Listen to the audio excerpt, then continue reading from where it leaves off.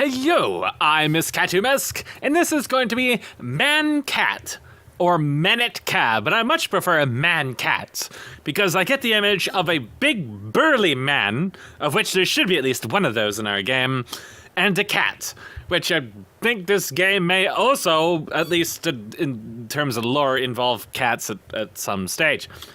So we're going to be just doing a bit of a foreword here, a little bit of a prelude before we play, which will be tomorrow, because I don't know how much time I'm going to actually have tomorrow to do discussions. I don't have access to any of the other players' sheets. If they give me any, I will be sure to cover them within the foreword before we actually play.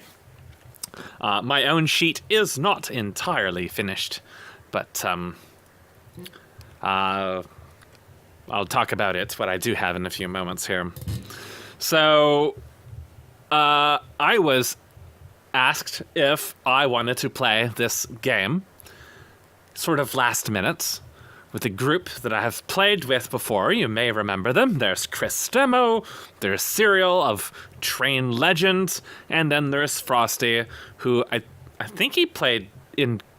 Did he play in Graves with us? You know, I don't really remember who it was Graves. We had at least Kristemo and Serial and Graves. We might have also had Frosty as well. I can't really quite remember. But we at least had the other two individuals. Of course, I spectated and casted two of Kristemo's games. There was the Ravenhead, and then there was the Frost Giant's Bounty or something like that.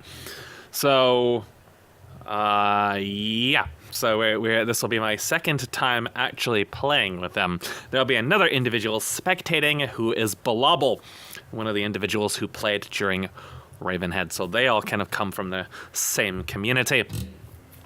So to discuss this game a little bit, I will probably show the thing later. I don't immediately have it on hand, but this is I believe, an official adventure. At least it's a one-shot. It's in a setting that's D&D, but a different location or some other shit. It has some extra features that I have taken advantage of in my character, and well, it's obviously sort of an Egyptian setting. You can tell just by this image here, with some Egyptian gods that have been adopted into the setting as well. We may see some little bits of that within the game. At least there's quite a bit of that within the backstory. There's a very significantly sized area with lots of different provinces, lots of different history all throughout them, adding quite a bit of flexibility in the character creation. So, what we can see in the chat here is Serial and Kristemo are both very ballsy individuals. They appear to have rolled for their health. I don't know if Serial's actually using those rolls or not, but he rolled a 1, a 4, a 6, a 4, and a 2. So that's pretty goddamn terrible for 5d8. Pretty rancid. Kristemo, on the other hand, he got all high rolls except for the 6, which I think is one below the average for a d10. He got 2 10s, a 7, which was average, and then a 9 and an 8, so he ended up with 50 health, plus what would have been 50, plus whatever the Constitution bonus is. So it's quite possible Kristemo could be sitting at a healthy 60-ish health or so. So this game starts at level 6. So other than bong and boners, I haven't actually played D&D for a very, very, very long time. Other than the game that I run, I haven't actually played for a very long time. Not by my choice. So I just haven't had the opportunity. But so this will be both a little bit of a different experience on behalf of actually playing as opposed to running a game. And it being level 6, I have no experience with characters that high level. The highest I played was... Well, I don't count Lost Mines, because I only managed to play it like once or twice. I didn't get the chance to even do anything. So that doesn't count. But so I guess it would have been Fists at level 3 or 4 or something, which was not really that great. So level 6 is very, very different for certain classes. I will get into that in a few moments here. But first, we will take a look at the journal. So the premise for the game is you're all part of a mercenary band in the arid region of Nuria, the Desert Falcons. The wealthy merchant Wasif al-Jihad has offered you to plunder a lost tomb built inside a Freemason oasis forgotten by time. What terrors and treasures does the ancient temple promise? Now, I'm not really entirely sure what awaits us in this, but Mac has run this game 3 times in the past at the least, and I'm pretty sure every single one of those groups was a TPK, but I don't really know 100% for sure. He never really told me too much about it, but he did talk to me a little bit about it when he was first looking for maps and stuff for it, so I know that there's been a little bit of planning and stuff that went into this. So this is our NPC contact. In all likelihood, we'll begin the game discussing him, and he'll tell us some stuff, and then we'll be off on our way because it will be a one-shot, and that historically means high lethality. So with this group, we managed to quite confidently defeat graves of goyams and not really have a lot of trouble, but that was in large part because of Serial's bag of intern devouring. So there's no real telling what actually awaits us in this game whatsoever, but because it's level 6, I'm expecting a lot of saves. Save or dies, effectively. Although 5th edition doesn't really have a lot of save or dies, but once you get into level 6 range, if you really want to threaten a level 6 party, as I've discovered in Starsworn, you need to really throw some really heavy-handed shit at them. So who knows what's going to happen, but the individuals that we're playing with are, well, at least in my experience, they're quite adept at building broken shit inside of Pathfinder, so who knows what they're actually going to come up with for this. 5th edition allows some flexibility, and the features offered in this campaign setting are even more hilarious. So anyways, this guy's just a merchant, a wealthy merchant spellbound by the thought of lost riches, so he's basically Jewish. He's also really, really heavy for only being 6'1". This is probably all the gold. Has gold teeth, gold skull, gold rings, gold belt, gold boots, gold in his pants, gold belly, gold butt plug. He's very, very lawful. And then something that really kind of catches me here is we have all these these profiles. These are actually all the previous players from the game. So I know someone mentioned something about the previous players are probably all mummies now. Well, I really hope that's not the case, and I'll talk about that in a moment. But some of these are very interesting individuals. Max said he put this image together for someone, and I do have to say this is probably one of the best images I've ever seen. That's just good. So there's kind of an assortment of characters in here. Some of them have large backstories, some of them really don't. There was a kobold, which I presume to be Mucky, but I really don't know. But there's an assortment arrangement of individuals. There's 2 kitsunes. Apparently every single game up to this stage has had kitsunes. And then there's the barbarian from D2. And I want to just stop right here with this particular character, all flowery and very, very handsome young man. Yes, that is a man. I only know this because, well, this is Ryu's character, so of course it's a trap. So, this young man is actually originating from a game that she ran, and I have no idea if this version is even remotely similar to that one. But if it is, and it turns out we have to fight him for any given reason, I'm probably just gonna do 360 degrees and walk away. I really, really hope that nobody's hypothesis in that sense is, correct. So there's actually another trap in here that's literally just a trap. Gender, would you like to find out? And then there's mentions of like bed chambers and stuff. It's pretty amazing. So now we get down here, and this is our group. Serial and Frosty haven't put any information in here, but we do have Christema's character, who is... It's an accented A, so it could be Aesmunder Bang. You know Bang from Blaze Blue? Well, this guy is a Goliath. So there's definitely going to be some banging going on because he is 7'9". Something that's kind of interesting I wanted to mention is the weight is 289, and then this guy is 270, and this guy is like almost 2 feet higher than him. He's just a very lean black man. Asmender is the adoptive son of a family of brewers. A previously spineless kid with no talent for the family trade who fused with a magic gauntlet. His adoptive family won in a brewing championship from a Goliath sponsor. Invigorated with freakish strength and a bit of confidence that came with said power, he became a bouncer for the bar attached to the brewery. However, his desire to make a good brew, despite his terribleness at the craft pair, persisted, and finally being fed up with his own incompetence, left his home for a mercenary life, where he strives to fund his attempts at creating his first decent ale. So this young man is a Goliath, and that's one of the newer races that was added to 5th edition. I think they existed in Pathfinder et al. Before then, and I forget what they actually get, but if we ever see his character sheet, then we will go through it at this stage. So my character, I'm actually just going to jump to my site for this one, since the information on there is not really quite complete yet. So to really get into why my character has the potential to be ridiculous is one of the subclasses that was added. Now, let me see if I can find it here. All right, so this is the document that Macular Chaotic has placed on the extremely questionable and entirely unsafe service known as Google Documents. Yes, the same service that gets your server rooted and ransomwared. So I don't know why people insist on using this laggy garbage, but he does.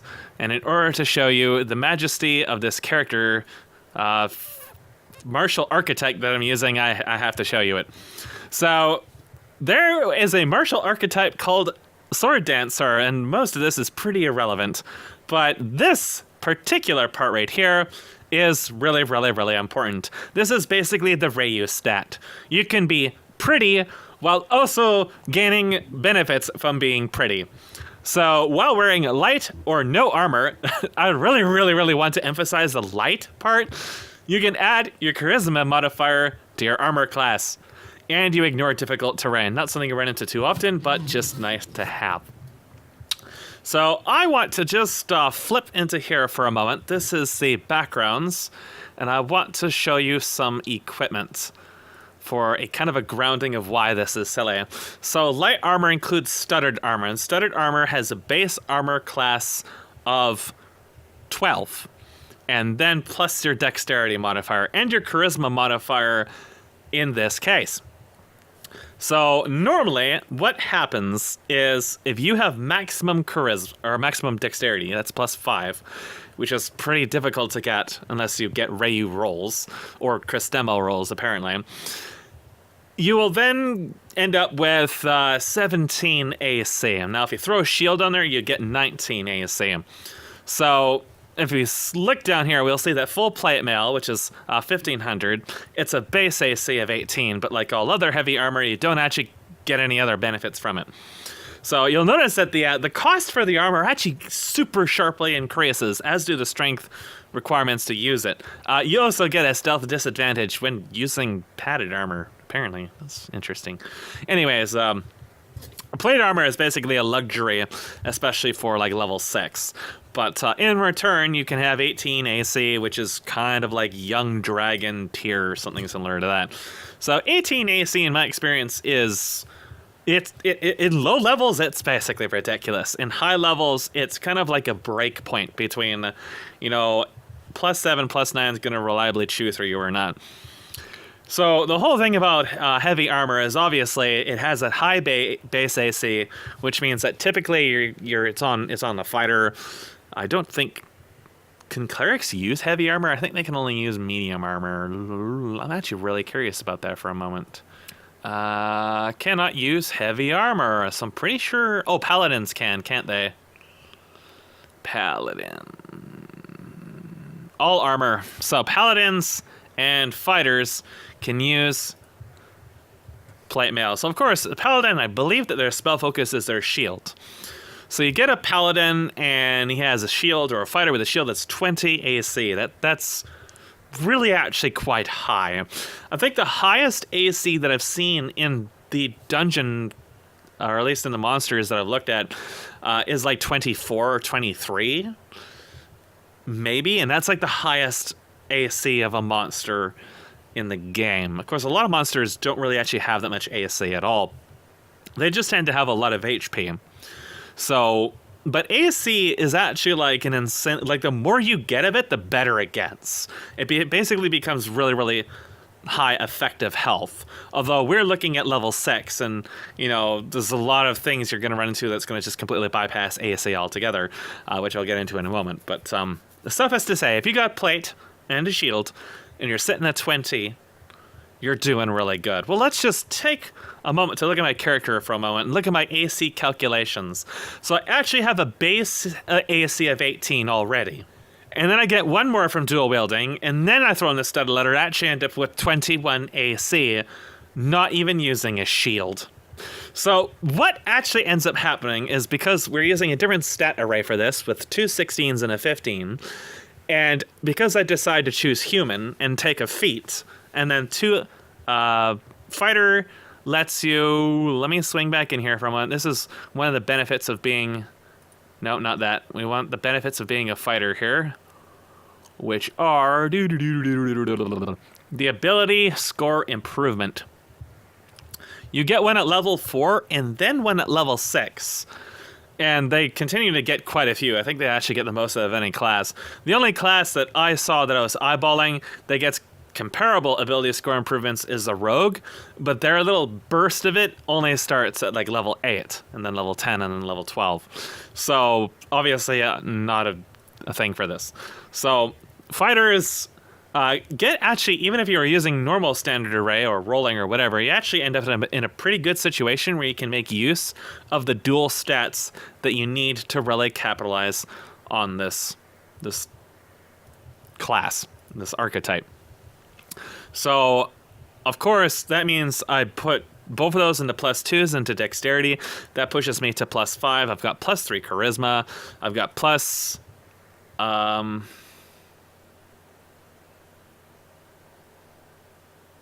+2 constitution from the 15. So the really major thing, and one of the reasons why I said this isn't finished yet, is because the saves are really terrible. But I might take a cloak of AC, which would increase my AC up to 22 and give me +1 to all saves. And I think that's probably the best item I can get. But I really wouldn't have a lot of money left for other utility spells, or items rather. But I think one of our Serial may be going like a caster or something, taking some utility for us. So, but given the nature of this, I at least wanted to have some potential items I can use. Sometimes you come up with creative use for items. So, but anyways, so that's the statistics. I have a +5 initiative, and also ignore rough terrain from that. Whereas since we're level 6, the proficiency bonus is +3, which means my attack is actually +8. And at level 6, I don't know if that's really, I mean, it's the highest you can get. But it's not really, like, I don't feel super confident about my ability to hit stuff, but it really just, I don't really have any idea of what we're going to be running into. But if we're running into stuff with heavy armor, obviously if I was fighting somebody with 18 AC, it's, well, I've seen in Starstorm that it's not always so reliable. So I just wanted to, I'll break down the feat that I'm talking about. So there's the dual wielding.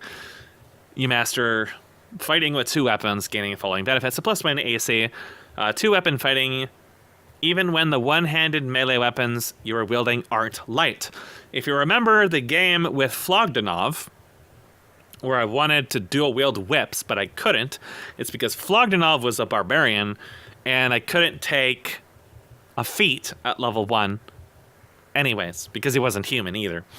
But if he had this feat, he could have dual wielded whips, because they aren't light. So you could use this to dual wield rapiers or long swords, which is what I would have done. I would have dual wielded rapiers, but I would like to swing around back into this document and show you something else that was added to the game. Wait for it. I thought I was going to sneeze. I'm going to start sneezing when I start talking. So there's several new weapons, one of which is the Bladed Scarf. So the Bladed Scarf is basically a scarf with with blades in it, with knives in it. I don't really know if it was a real thing or not, but it existed in previous D&D editions. It exists in this, and it's basically a whip.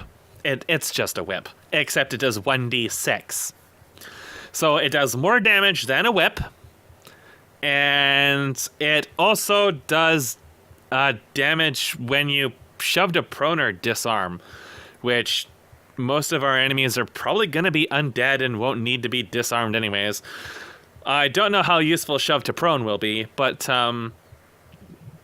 interestingly enough, I actually think that Christemo mentioned that his character is actually a grappler.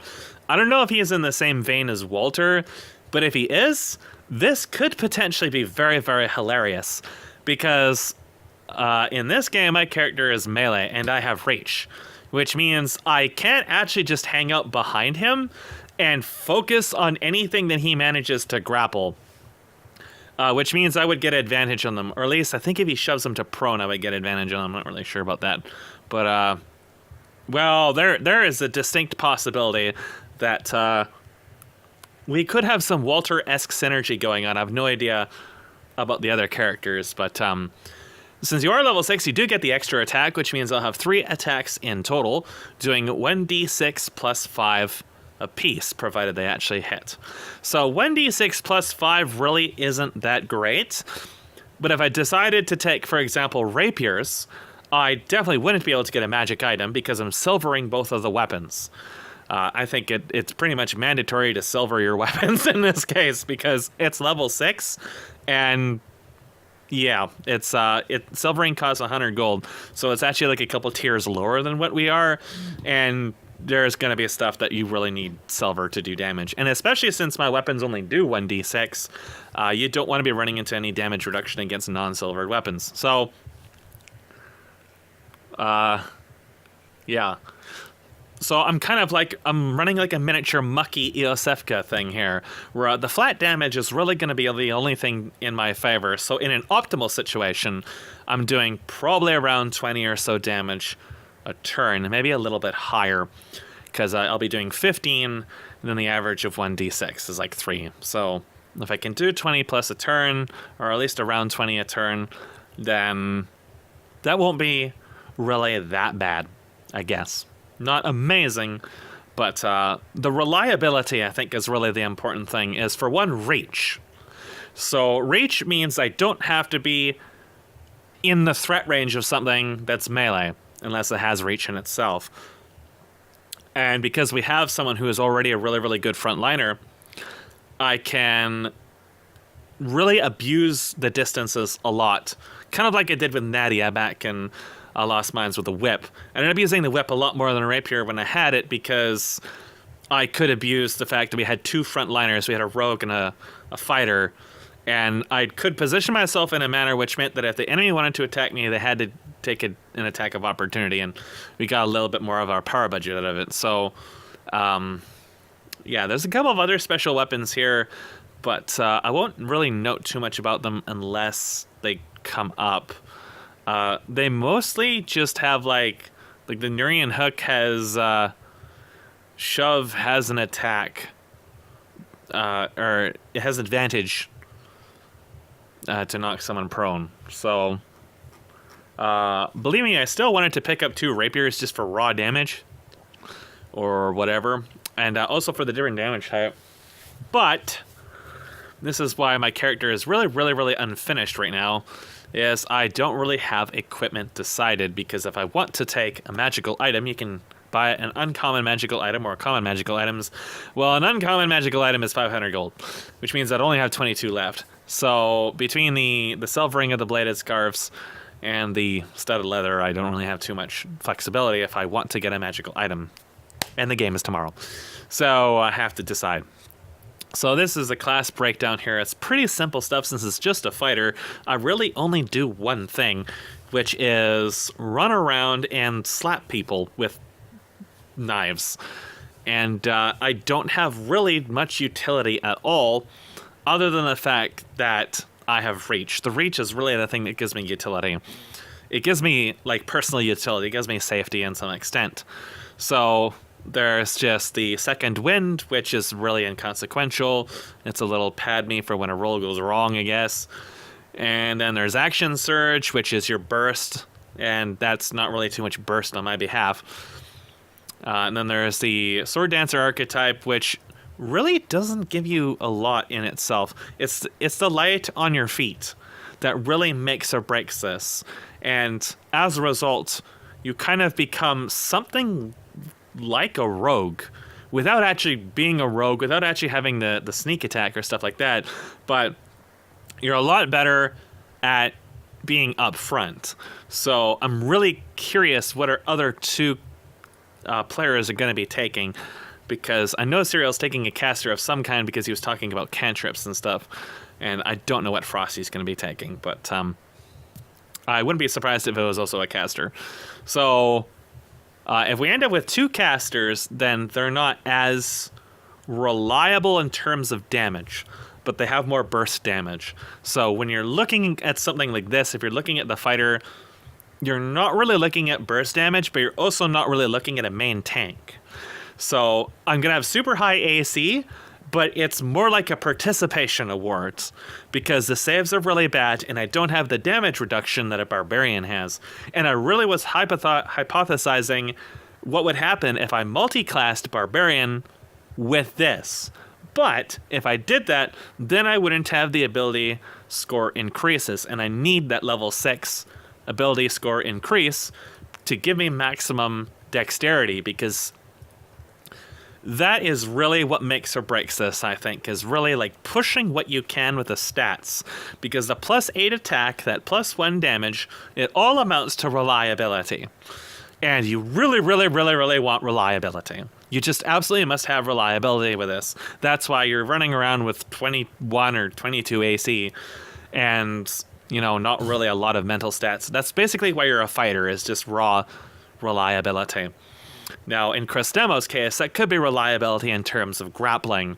I have sort of an idea what he might have been doing with his build and what magical item he may have taken, but if that's the case, then it's more than likely he's really going to be focusing on the grappling and the stuff like that. So he's really looking at being that front line that really gets in and disables, or at least is there tanking effectively.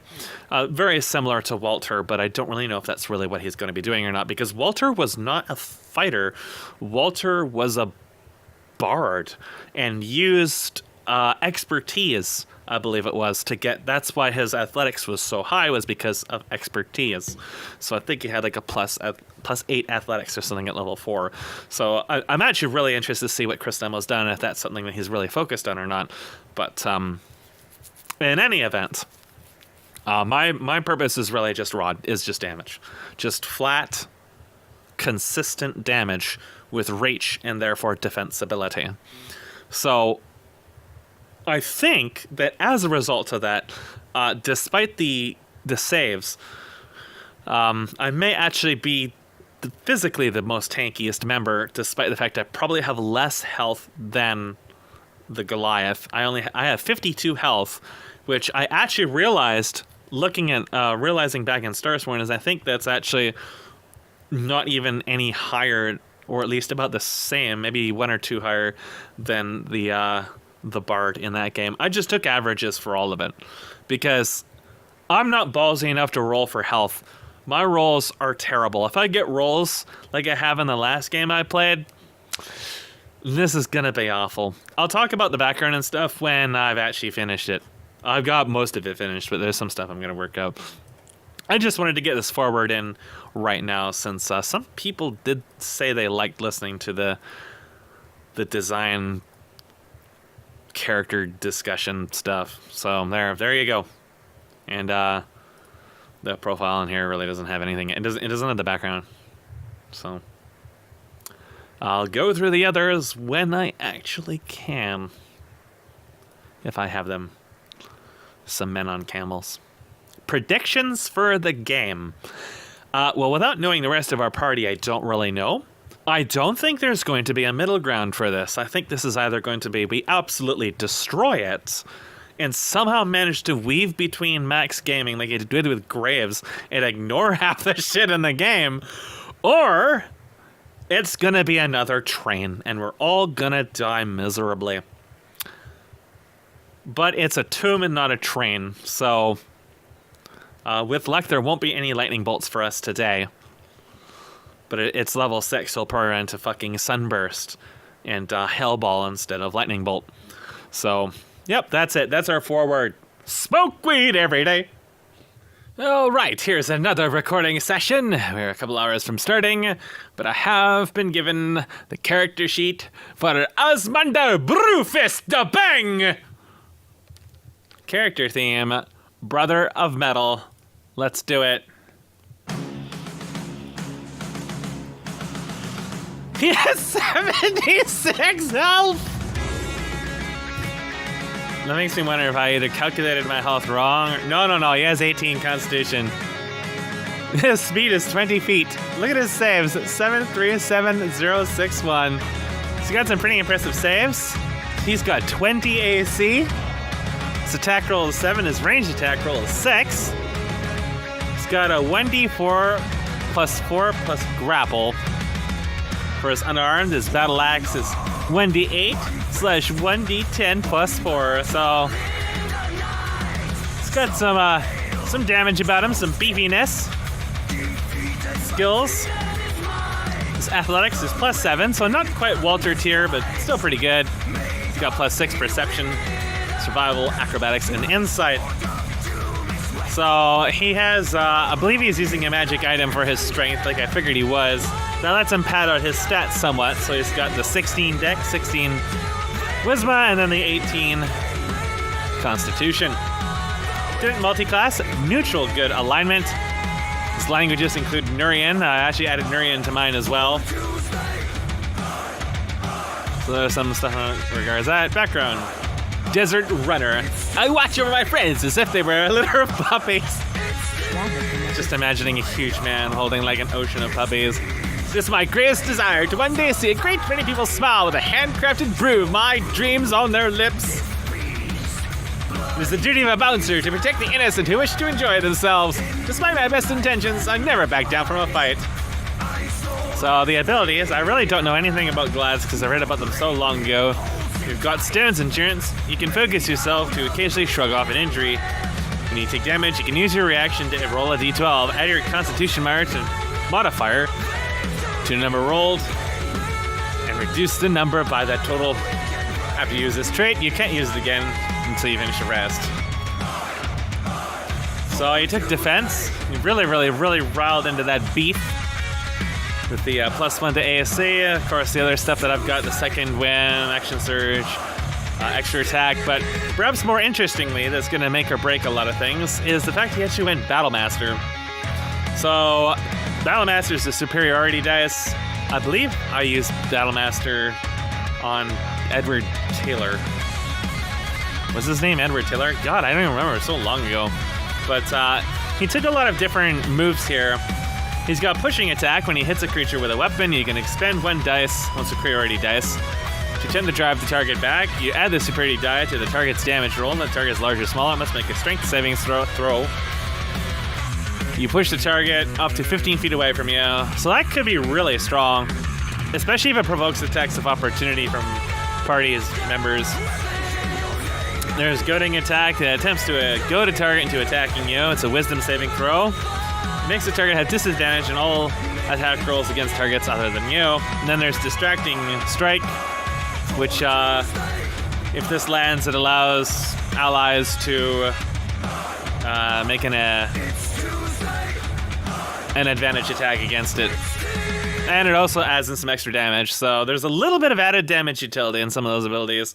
So he's got the Gauntlets of Ogre Power, and he silvered them. You can silver the gauntlets, apparently. I guess you can silver magic items. There's nothing that says you can't. What's interesting is that he didn't take he didn't take a doohickey for a pack. So in large part, well, I guess he probably didn't really have a lot of money left over, but he took a split mill. That's 60 pounds. We were tracking weight in this. I'm probably still going to go through my inventory and sort out some stuff because I'm actually super close to my weight tolerance because he's a Goliath, and I'm not entirely sure if it lists here, but I think Goliaths actually just have double weight tolerance. So he actually his tolerance says it's close to 600 pounds, and he's only using 70. So this guy is probably capable of carrying more than a mule is. So he's got a battle axe. The battle axe is not silvered, but the gauntlets of ogre power are silvered. Those are a magic item. That's what's giving him the 19 strength. And then he's got a shield as well. And then so he's got unarmed silver punches. So if we run into anything that needs silver, he's got silver. He's got the silver fist. It's like the golden touch, but it burns things. And then feats Tavern Brawler. Accustomed to rough and tumble fighting using whatever weapons happen to be at hand, you gain the following benefits. Increases your constitution. You're proficient with improvised weapons. Your unarmed strikes use a d4 for damage. I believe unarmed strikes normally just do 1 damage. So it's pretty important. And then when you hit a creature with an unarmed strike or an improvised weapon, you can use a bonus action to attempt to grapple the target. So this is a little different than Walter. Walter was a bard and had finesse, or not I keep thinking it's finesse, but it's called expertise. I always think of the same thing for some reason. And the expertise gave him a huge grapple, like +8 at like level 4. And then you can use a bonus action to shove to prone. And then everybody else would just beat the shit out of it while he held it down, everyone else pretty much being the rogue. So Fist was just silly. It was just basically him CC something and then Felros destroys it over and over and over and over and over and over again. This is a little different. This guy is he doesn't have the super high +8, but he's still got a +7. He's a lot more tankier. He doesn't have the spell casting of the bard, but his grapples are actually built into his attacks. So the main thing is that it's a bonus action. So he doesn't have the shove target to prone, but I think that when you're grappled, you still... There's a way to check here. I was clicking on the OBS window like an absolute fucking moron. So, conditions grappled. Creature speed becomes 0, and it doesn't really offer anything. But I believe he can use a shove to prone on his next turn or something. So Walter would be like, he would grapple and then use bonus action shove to prone. So I don't think that Cristemo has that, but I may just be misreading stuff or not really understanding. But suffice to say, he still does have the Battlemaster stuff, so it's sort of a similar idea, but it's also different. But at the same time, even if he doesn't give me advantage, I've still got like a +8 to attack, and he still immobilizes. He still immobilizes the creature. So what that means is I can still attack it from a range and with impunity. But of course, that's just like the one target. So it'll be interesting. So that's 76 health is kind of hilarious. It's kind of hilarious. There was one other thing I was going to talk about, and that is status. And he doesn't have it on his sheet. But Goliaths have -2 status anyway, so it's not really going to be a big deal. There's a face for you. This is amazing. So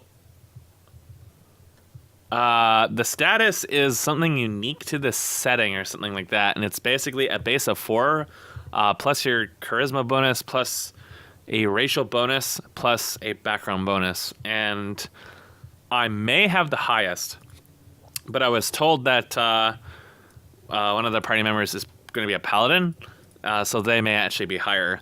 So we don't know at this stage in time who the other individuals are, but we do know that one of them is a death lolly. So Serial is playing a death lolly, presumably, and a death lolly is a death lolly. And then Frosty is playing Uther from Game of Thrones, or was it StarCraft?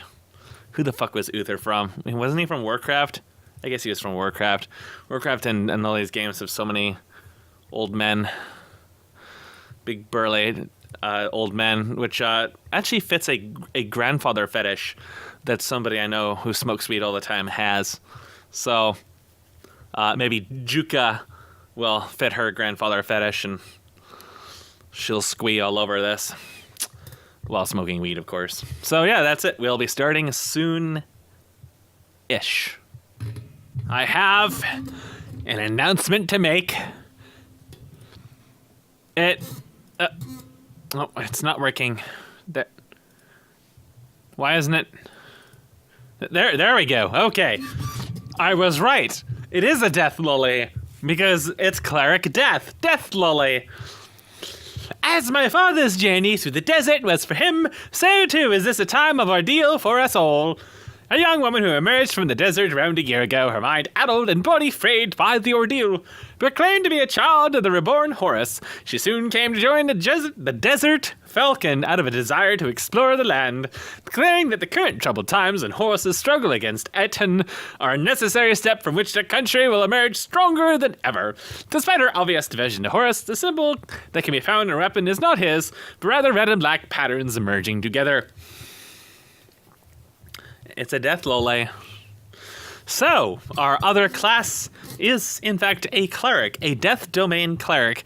And I remember reading about those oh so very long ago, and I don't particularly remember anything about them whatsoever. But clerics are decidedly tanky in some respects, since they wear medium armor and have health rolls. Serial did re-roll health. Or what? Can you purge? Oh, he must have purged it, because it was filled with spam. But Serial did roll for health and had I think an above average roll as well. So yeah. Also, I think 6 and not 7 is the average for the D10 for fighter. So that means that Christamel actually got pretty high overall rolls for his HP. So, and then I believe we have a background. I always go to the wrong tab. We have a background for Juka, a noble from the Seven Cities and veteran of many territorial wars. He ventured to Nuria and joined the Desert Falcons to get a lay of the land and judge whether it can make a good foothold for colonial expansion. So this grandfather fetish man is out to colonial expand. That sounds very lewd, actually. Very, very, very lewd. We have a secret Thoraxel in here, snooping about, being suspicious. And then we'll probably have a Blobble in here, so that should be quite full. And they'll probably be giggling. I know I'll be giggling. Well, I imagine we will be beginning shortly, unlike my fucking English skills. Holy shit. We have some other observers. We have the ghost of Theodoric. I don't know who that is. That could very well be Achenon. I really have no idea. I turned off the chat avatars, but if you would like to see them for a moment, because some of them are pretty good, we've got Frosty the Lolly, born to a woo, and a kind of an Illuminati symbol there, the black man, and then Blobble post Kitsune Apocalypse, and then a pumpkin. Who knows who that is? Someone who wishes to hide their secret identity. Oh, there's a labyrinth. We gotta see what his thing is. It's a bear. Man, that's unbearable. A labyrinth. Oh, we do not have dice enabled. I've got to fix that. It's a good thing I noticed that now. Deep dark Jewish tricks. Deep dark Jewish tricks. Bear TX. Let me enable Frosty's token. Well, so we have a paladin. We have a death domain cleric I don't remember too much about. There is actually a difference between Death Domain and Grave Domain, and Grave Domain can, like, spare the dying as a cantrip or something, HK said, so they're different in some respect. Everybody has a status of 9. Wasif, Ali Jihad, myself, and Serial, we all have a status of 9. And the Paladin has 11 because plus 5 charisma. And then Mr. Bang has 4. Mac is hashing out some OOC instructions, telling people what to do already. Very, very commanding. So who knows what atrocities await us within this. I actually really don't know. This is probably the game I know the absolute least about. In terms of predictions. But I did clarify with Mac how shove to prone works. So shove to prone replaces a single attack, which means that I can shove to prone twice in a turn. And shove to prone would then enable the advantage. So I can knock things down too. So it's not just people getting grappled or whatever, they also can get knocked down. So we have a pretty... I think our team actually has quite a bit of sustain. I don't know what... Like, I haven't been able to see Cyril's or Frosty's sheets yet. I don't know if I will be able to see them, but just knowing that it's a paladin and a cleric, you know, there's quite a bit of radiant damage, more than likely, anti-undead. And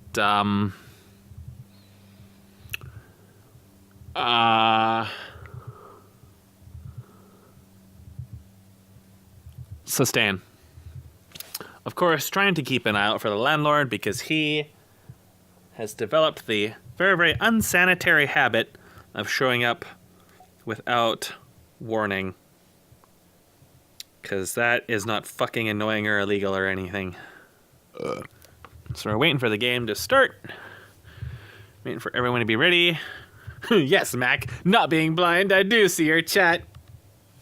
Oh, destroyed! One can never be too sure. Okay, I'm starting. Intro begin. Oh shit, we got some Hindi beats. Wait a sec, where are you going? Do you remember to make HP bars visible on our tokens? Yep. Okay, not knowing my fighter is a pilgrim death. The same. I see you're a man of culture as well. Age of mythology. I just like how his Munder's head just...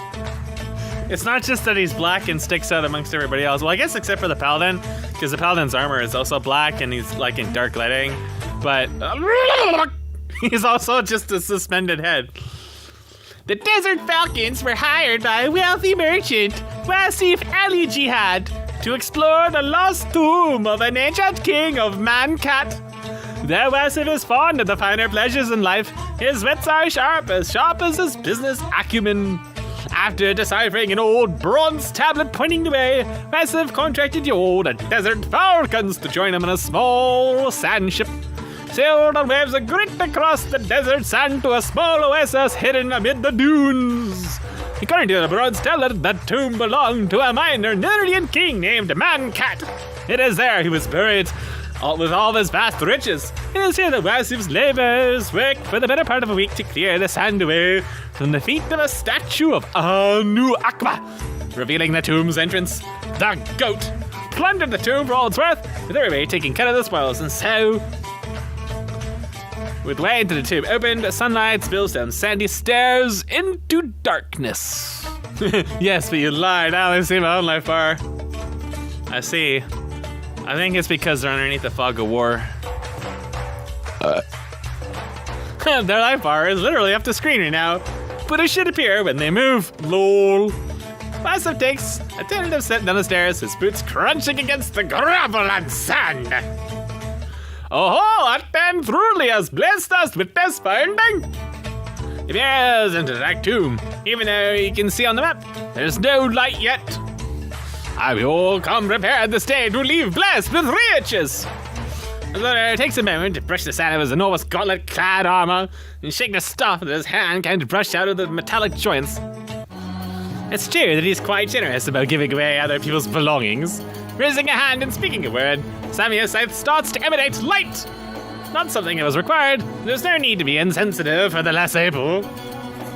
The air in the tomb is stuffy. Light spills out from Samuel's scythe, illuminating their nearby surroundings. Wassup claps his hands in glee. Wonderful! Excellent!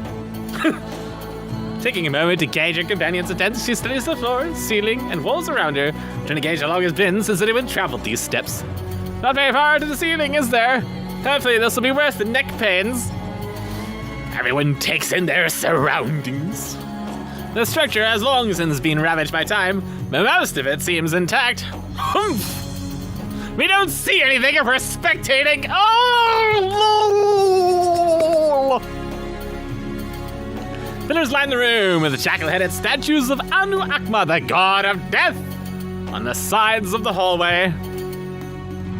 Man, that's grim and foreboding. As an advanced gameplay clarification, Mac has generously agreed that as long as I don't use my scythe to attack, it counts as a shield. This is just flavor.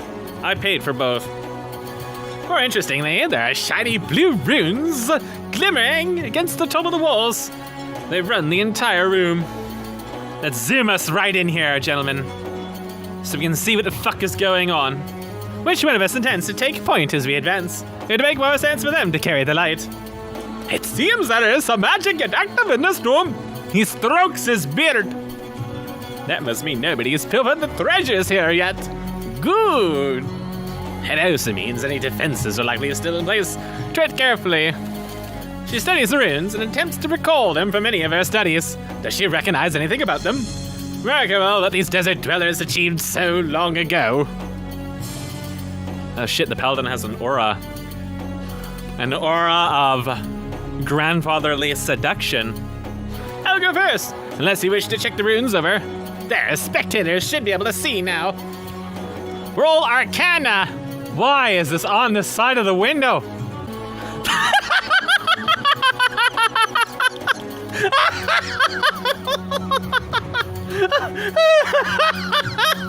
Oh, God.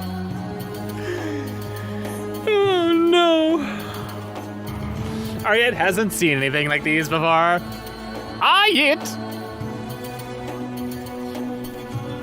And now you must be sharp, as a fellow noblewoman.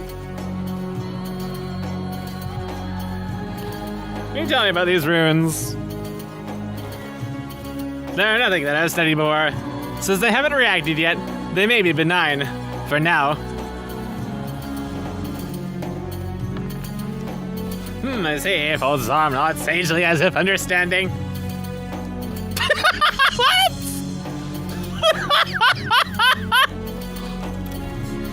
Is that a fucking Heroes 3 Grail obelisk I see? Oh shit, it is! Max sits Henry with the sculpture. Perhaps the sign is inherent closeness to Lanzanuria, but she's familiar with these kinds of runes. I'll answer the whisper to Cyril so he can convey it in character. Thanks for a while. Holy shit, the number of individuals or their names or something is just flipping out. I don't know why it's flipping out. People are either joining or leaving. Gotta find the grail for extra creature growth, my mans. On the other side of the passage, as Matter notices a large obelisk carved with designs. Behind it, the walls inscribed with the decorations.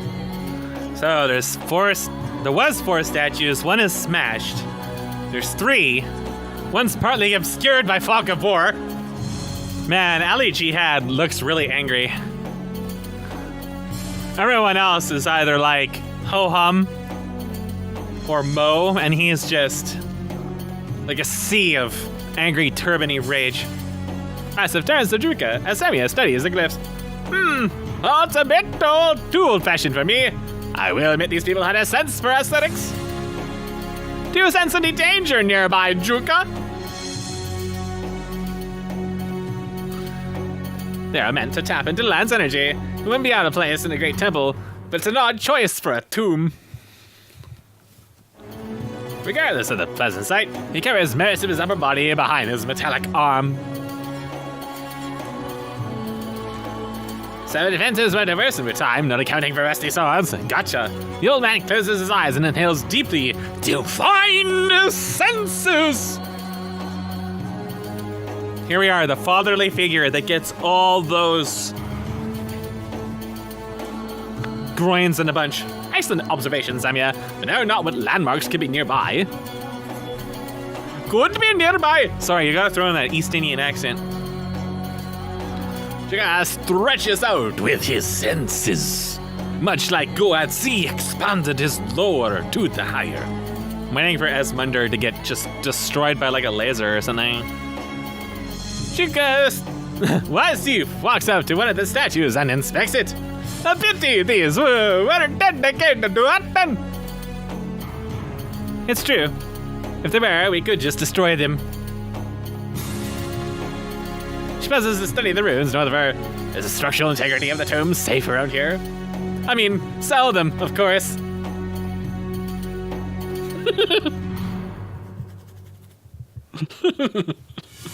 A point of agreement.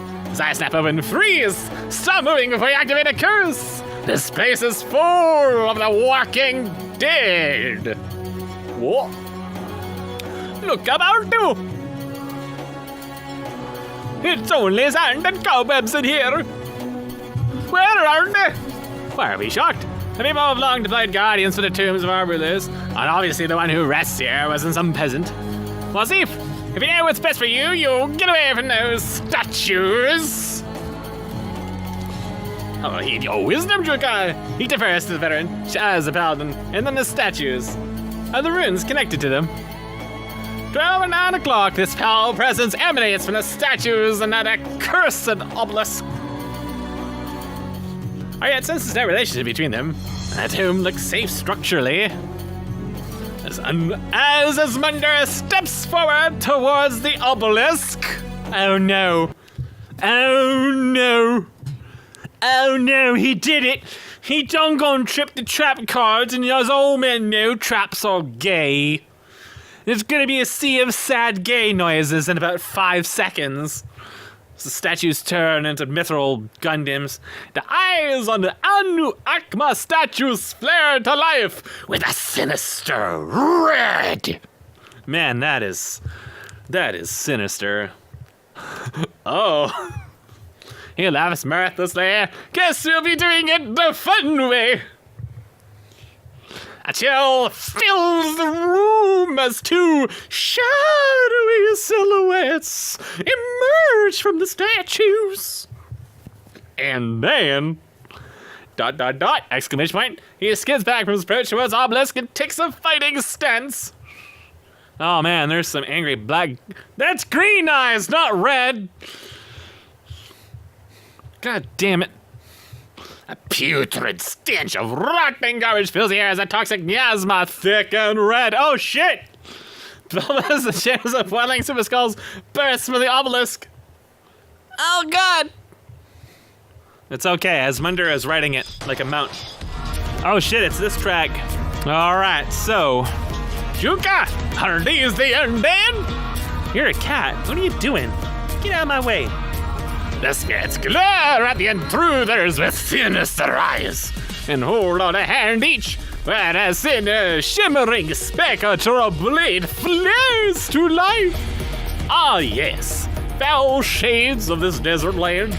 Relax, we can take care of this. It's okay, Ali Jihab. You just puff your cigarette and blow it in their faces. Smoke begets smoke. You're a fucking cat and you're in my goddamn way. I was auto-rolled initiative, so Esmunder is first. Meanwhile, Ali Jihab is a 3. No, a 2. Jugga is also a 2. Our front line is only Esmunder is at the top. Oh, I don't take a penalty for starting an anger menu. Cool. You're a kitty. You're a kitty. You're in my fucking way. What are you doing? Surely Samuel's expertise here will be some help. Don't I need to wait for my turn to roll legend? Well, it depends what you want. Some things might take an action, some things are just rolling on the spot. Roll religion while Asmundar boxes Angra Manu. Yes, that's right. He's gonna be punching this thing. Wow, Cerealus is raking in the rolls today, although that +7 is really helping. Oh, the wind is an enemy. I was gonna go at the specters. You can attack it. Punch it. Punch it. Punch it. Punch the faces. You're a floating face. Punch the faces. It's a semi-solid mud-like. Oh, that's great. Yeah, I'm not good at that, so I'll go for the specters. Some might call the curse so strong it becomes physical. Don't blame yourself if you're woefully unprepared for a fight with modern men. Asmundar dashes to the nearest shade with his battle instincts at a peak and swings a silver club at it. Samia recognizes both. Two spirits or statues are specters, scared that have yet to pass on. The toxic miasma is known as running wind, a phenomenon born from the presence of great evil in the area. It mindlessly seeks to expunge all life. Why do I not have dice? The spectre whirls on his approaches, raises its spectral blade to try to parry it. It knocks aside one blow, but takes another hit/miss. Strange, these are hardly honored ancestral guardians, merely foul spirits. Could it be that this tomb has been profaned already? Such profanity. And yeah, seconding 3D dice. Asmundar smashes his fist into his head and immediately goes for chokehold with the same arm. Athletics to grapple. 2. And he got a 1 for the damage, although it's a 1d4, but... So he's going in for the grapple. He's trying to grapple a specter. Of course, it's like a silver gauntlet, so it actually could possibly do it. Asmundar tries to grapple a specter, but it laughs and it merely dissolves through his hands. It's a ghost! What did you expect? However, it looks angered by the power of the silver gauntlets which struck it. Isn't this what I got a silver arm for? Or this isn't what I got a silver arm for. To stick it out like a man. Wow! Holy shit, we're off to a fantastic start! Part of its cheekbones have been scraped off by Asmundar's massive fist, revealing spectral canines. Alright, let's seize an opening to strike.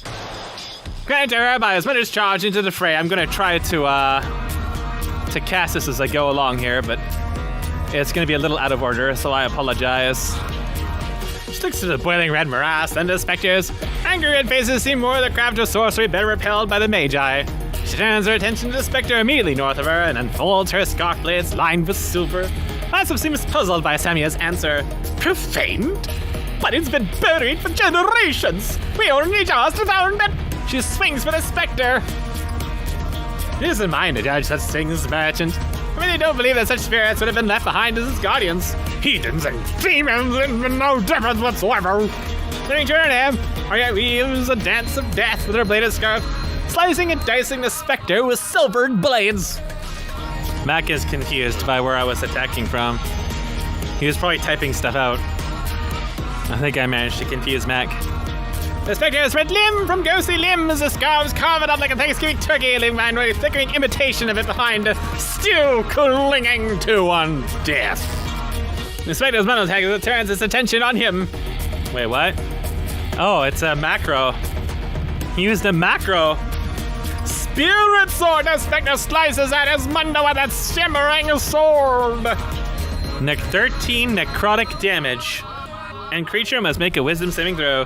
Asmundar feels the ghostly blade pass through his body, but instead of cutting him, it feels his soul quake. Man, that's grim. For a moment, his mind is assailed by all the horrors of his past, but he shakes it off and only takes 13 necrotic damage. Think you can kill me by making me relive a beating or two from my bouncer days? Think fucking note. What's that? Asmundar wasn't though. Cough, cough.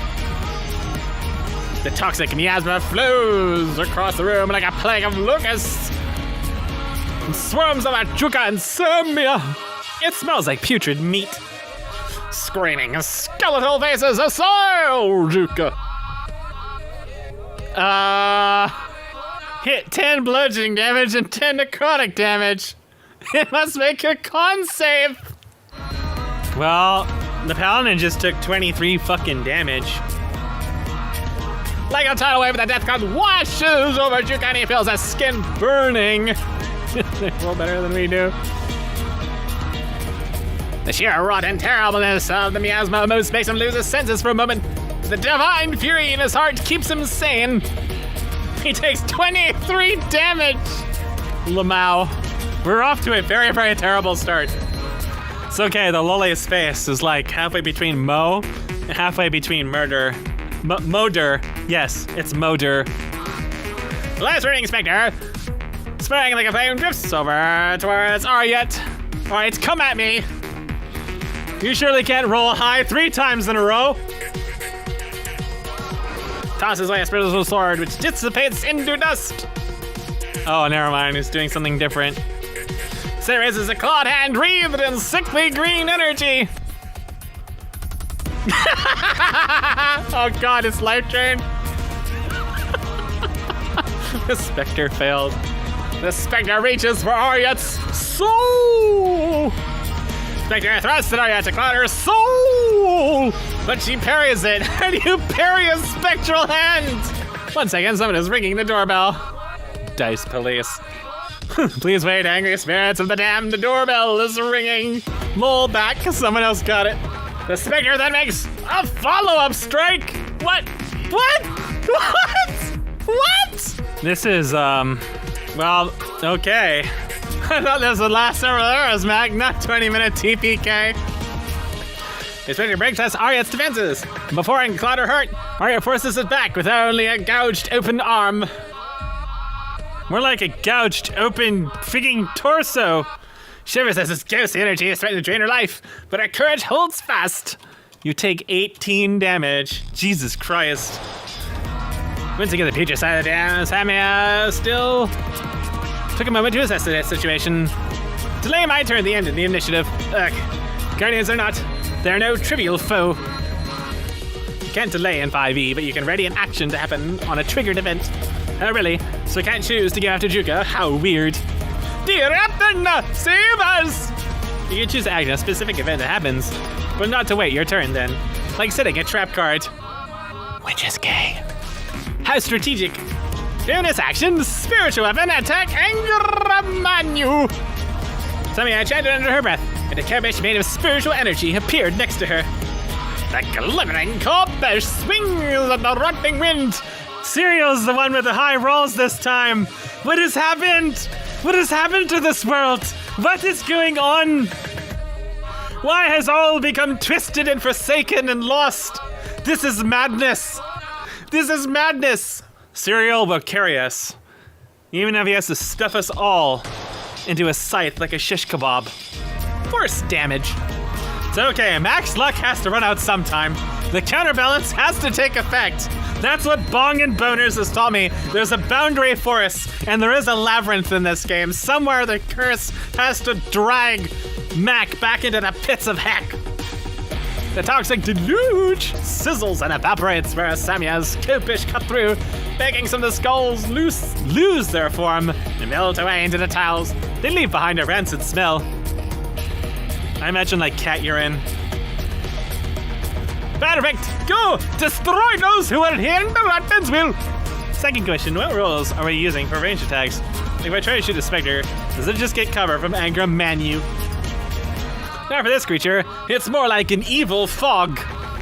I've got to piss. You are now in China. So far, it's also developed Zavania. Stepping outside the disgusting fog, Samir raised her hand. 2 rays of darkness emerging from it to strike at the Spectre and the fog. Told the dead cantrip, twinned by my Reaper Domain ability. Not entirely sure what that does. I thought it was Eldritch Blast, but realized this is a cleric. They make a wisdom saving throw. Well, this is the thing. We're gonna take a lot of damage on behalf of the paladin. Holy shit! And we have sustained. It's just, do we burn all our resources in the first fight or what? I mean, there's probably at least like 3 major fights. The sound of 2 massive gongs ring through the air as the chamber pulses with Samia's divine magic.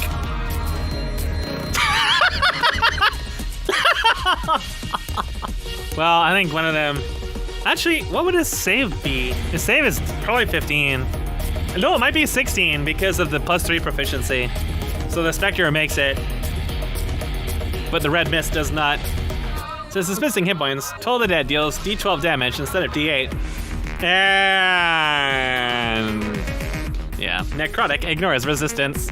The red sea of necrotic energy splits for a moment, as if split by the pressure from Samia's divine magic, causing him over to spray off like rancid seawater and dissolve away. I read that as rancid sweat. All right, Ali Jihad, show them the most peaceful religion. Spank them like so many infidels. Dear God, understand, she covers his mouth with a rag. Unfortunately resilient, as fellow spirits endure this longer worthy of consideration. Shake, he begins to back away. Flee, taking the dodge action. The running man is still dazed by a strike from Samia. The Spectre takes a moment to try to catch Wassif's escape. The Spectre reaches Wassif al-Jihad's soul, but it's too late. Allah already guards his soul. Wassif scrambles away, banging on his call him and pulling to the ground in terror. All right, so now it's up to the Paladindin. What does the Paladindin? Oh, Lord! Chica, all of your fellow comrades are under attack! What do you do? His body burns, he feels it dissolving away in the foul corruption. This will not stand. A massive silver greatsword swings toward the mist. 2 attacks. Go ahead. Oof. Where's the dice? Where's the dice? So many tears. Divine Smite, level 1. Swinging around in a big pile of mist with a huge sword. That gets the granddaddy fetishes going, doesn't it? Doesn't it? I'll have to ask the experts on that one. Dice. Chica finds himself in a sword fight with a foe that wins and wins. Like wind and water. Striking like a snake and giving way like waves. Manages then to strike deep into Miasma's heart and unloads his divine payload. Great weapon fighting, a reroll the 1. Gets a 4. Does this count as an undead? 12 total so far. Now the smite. Yes, it counts as undead. 3d8. 2, 6, and 3.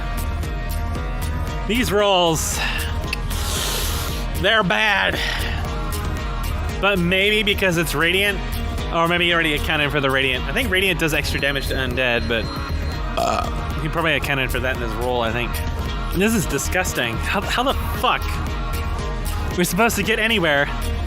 He only has a +3 for damage on the greatsword. I feel like he maybe spec'd more into charisma and defense for his casting, I think. That's what it looks like instead of raw strength.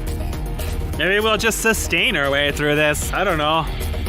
But I don't know if we have ways to get rid of Life Drain is the thing, because Life Drain eats your maximum health. So, yeah.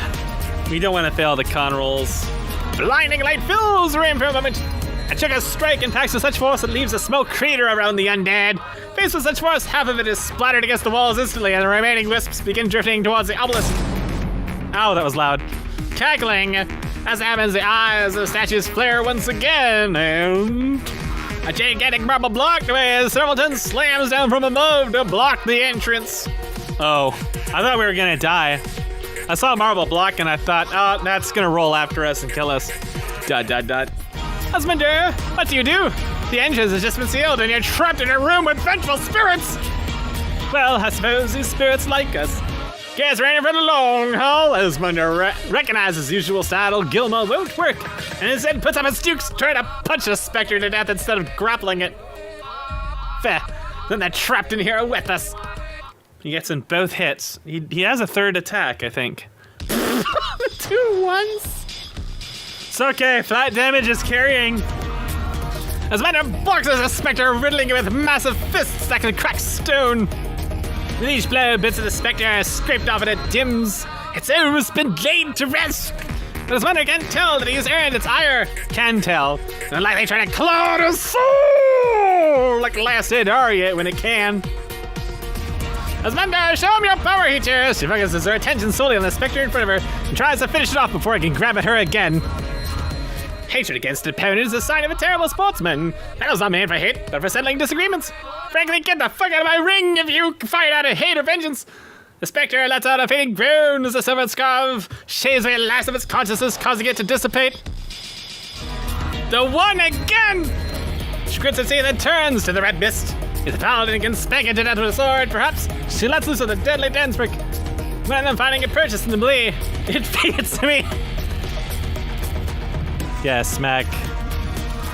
She backs off and bides her time. The bit of the mud is blown off as splatters against Sam and slides back down piles, leaving a faint burning sensation. Okay, I got rid of one. You gotta kill the mist. The mist is the tank. Sammy got splattered by mud. Meat or mud. The spectre recovers one of his senses from Asmunder's barrage. What? What? What? Can we?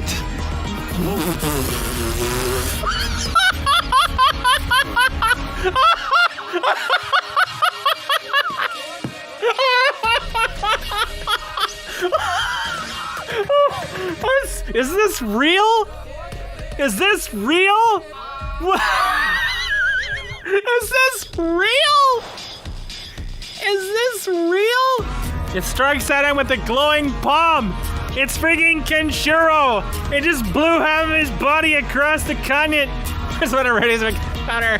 Punching the spectre passes through and squeezes his claw through Asmunder's chest. He feels his heart clench up and a cold sweat break out. That's 2 crits in a row. Well, not really in a row, but 2 crits in the same fight from the Spectres alone.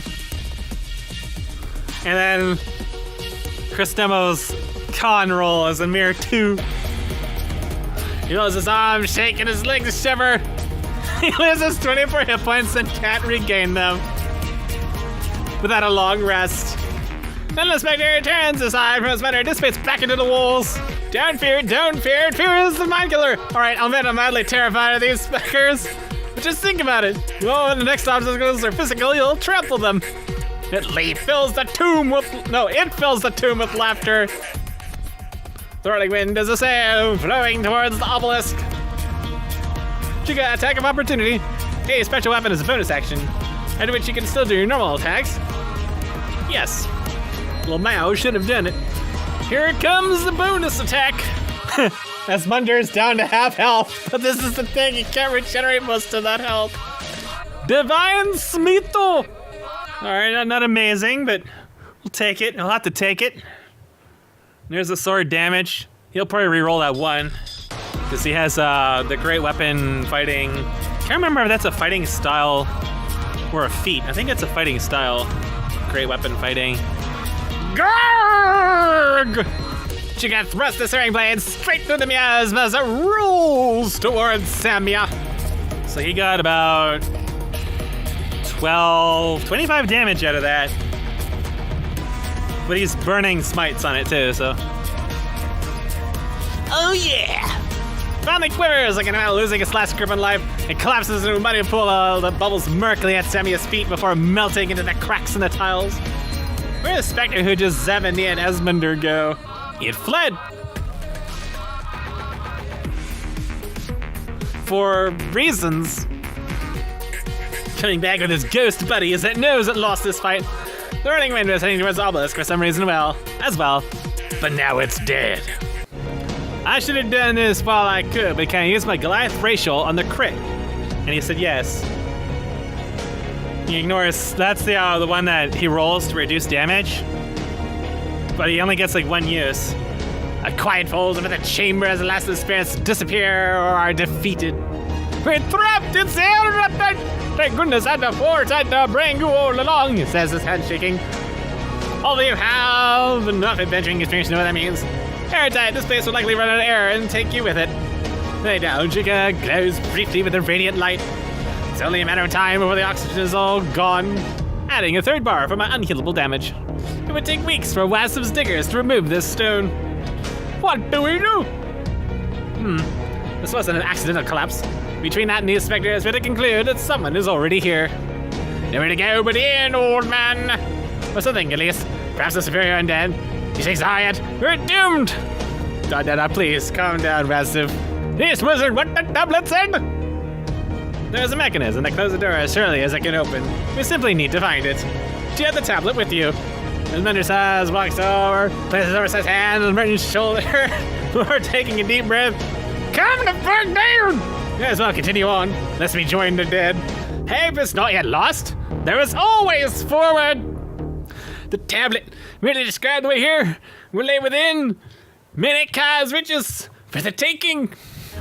Right, he comes down as Menet-Ka sense at him. I have Samia and you and Ayat and Juka, experienced hands. This is what we need now. Where did you procure this tablet? As a frenzy of battle had, Samia and Juka noticed the signs of the tablet and the wall of the carvings show the pharaoh, Menet-Ka, being worshipped by his people. But blasphemously, the god Anu Akba is kneeled in worship as well. It's never this easy, old man. Still yourself, the road ahead is rough. As you say, there's countless wishes ahead of us. Let's figure out how to plunder this bitch, alright?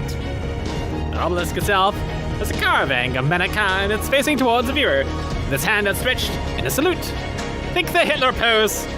Except that the head would be a gold lever molded to like his arm emerges from the obelisk. It's called a Roman salute, you uncultured swine! Roll persuasion as wonder. The 11. Oh no! His hands continue to shake riches. I think I'll be okay. What? It's clear he's pretty good, friend. Ah, I see. A heretic's resting place. I understand now. Yes, there should be no divine repercussion from venturing forward here. Let's go! Begins to shakily take out his tobacco pipe and light it. Ha! Hold comforts! His hands stop shaking. Mind give me a drag of that. Then I'll figure out how to get out of here. She spares a frazzled merchant a glance before turning his attention to the obelisk. Sure. He hands his bundle the pipe and begins to remove something from his satchel. He removes the hookah. I'll be here. This always helps me relax when I'm stressed. There's some sort of lever. Looks around to assume it might operate. Chica sees a small sealed compartment at the bottom of the obelisk. Must have lights the hookah. Begins to bubble and smoke and burn.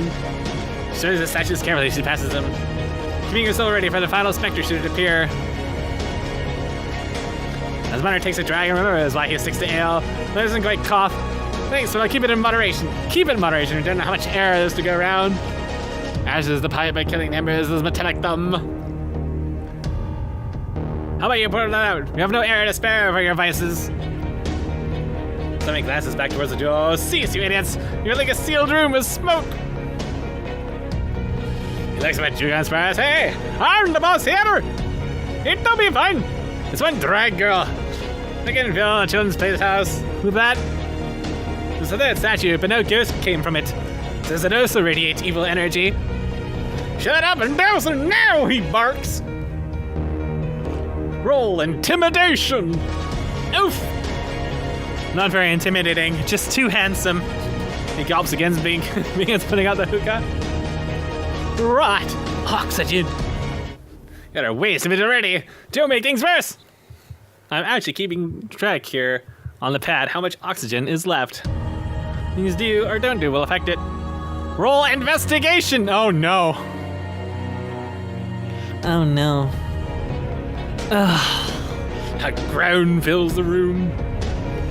You gotta contemplate the probabilities briefly. Depresses the lever on the statuette. The sealed compartment opens in the obelisk, and the wall with the rose line head slides open to reveal a secret passage leading out, a tunnel into more darkness. Wail, wail, wail. More air at least. Ida inspects the statues and rubble. Appear the same in every way. Perhaps he has some magical way of identifying them. What was that? He exclaims as he scrambles to reach the others with his belongings. If he were the first here, why is one of the statues destroyed and the other not possessed? He steps tepidly forward. Somehow you know these relics well, do you not? What do you make of all this? Peers into the sealed compartment. I then would have not given up on this challenge without purpose. He says to wake himself up. Must be a reason we are all here. I might say, I don't believe we were the first ones here. At the very least, there should be something else sitting in the tomb. See no reason to speculate further and waste time. Like, what's inside the compartment? Oh, sorry, I missed that while typing. She shrugs, but keeps an eye on the vacant statues as she steps past them anyways. Spada picks up on the dancer's observation, begins flying through the rubble, just in case. Perception. Inside the compartment, Jacket sees a heavy golden necklace inlaid with rubies. And rotten clerical garbs. Necklace looks like it could fetch a good price on the market. But what is the priest's robes doing here? I agree, says the Samia. If nothing else, the pharaohs themselves seem to have had an aspiration for eternal life. Get what we can, and let's go! As many past the rubble, he sees as most likely just a statue. Perhaps they were enchanted. Runes along the walls continue to glow. Lasso steps past the obelisk and towards the passage. I will lead this expedition, he says. He suddenly says bravely. Only roll if you ask for it. I was going to give you the answer anyway. Jacob recognizes the gods as similar to once in the Merles. They're rotten. The bear designs is a priest of Anu Akma. Or is it the pharaohs? Lasso begins walking down the tunnel, treating the others to follow. He picks up the necklace and examines it more closely. A ceremonial necklace worn by the rotting priest at the altar. It is heavy gold laden with rubies, worth 200 GP. But Lysis detects evocation magic from it. Who's Lysis? Oh no, he deleted it! Oops, lol. Thank you, Lysis. Your contribution will be remembered. Old campaign, LMAO. Oh, Serial's luck is starting to run dry. She peers what the others are doing inquisitively as she steps up. Somebody identifies the necklace as a ceremonial tool worn by priests of Menet-Ka when conducting very important state ceremonies. For some reason, it was here. It pulses with evocation magic. She had some way of identifying the magic. I don't. Nice try. Let's returns the room. Did you mayhap find some valuables? No doubt the robe and the salute will be important, so we should bring them along. Anyone who they've hit who doesn't mind a bit of sacrilege, you shouldn't leave this place empty-handed, he grosses. Shikapana the object in his hands. Cursed necklace, amulet shielding, all the same in the end. He puts it on! Oh boy! The amulet rests against his neck, pulsing coolly, but it doesn't do anything else. Odd that a symbol of a god replaced in a tomb of a pharaoh who placed himself above them. She turned to Asif. Nothing truly worth the time. We should keep going. Trust the fool of the way, fall down a pit and die. This wretched god would save his soul, I would have more air. I see, he says. Then now lead the way. Is anyone taking the robe? So many robes are all the same, as well leave the rotten pieces here. Samuel leaves with Asif. As soon as there is lessons, just have the stuffs the robe into his bag, just in case. Falls to shield their client, just in case. Oh, I was teleported to Shalrowan back. You saw beyond the matrix, spooky. Oh, as everything, glory, the first discovery is yours! He follows behind them. Spiritlessly follows. He keeps an eye on the back for more heart-thieving creepers. I must thank you, everyone, for taking some sense back into me. Talking English. I must confess the earlier encounter rattled my senses. As we proceed, light no fires. Speak no unheeded words. That means you, Honorable Wasif. Samia nodded appreciably. Such a situation, air was like water in the desert.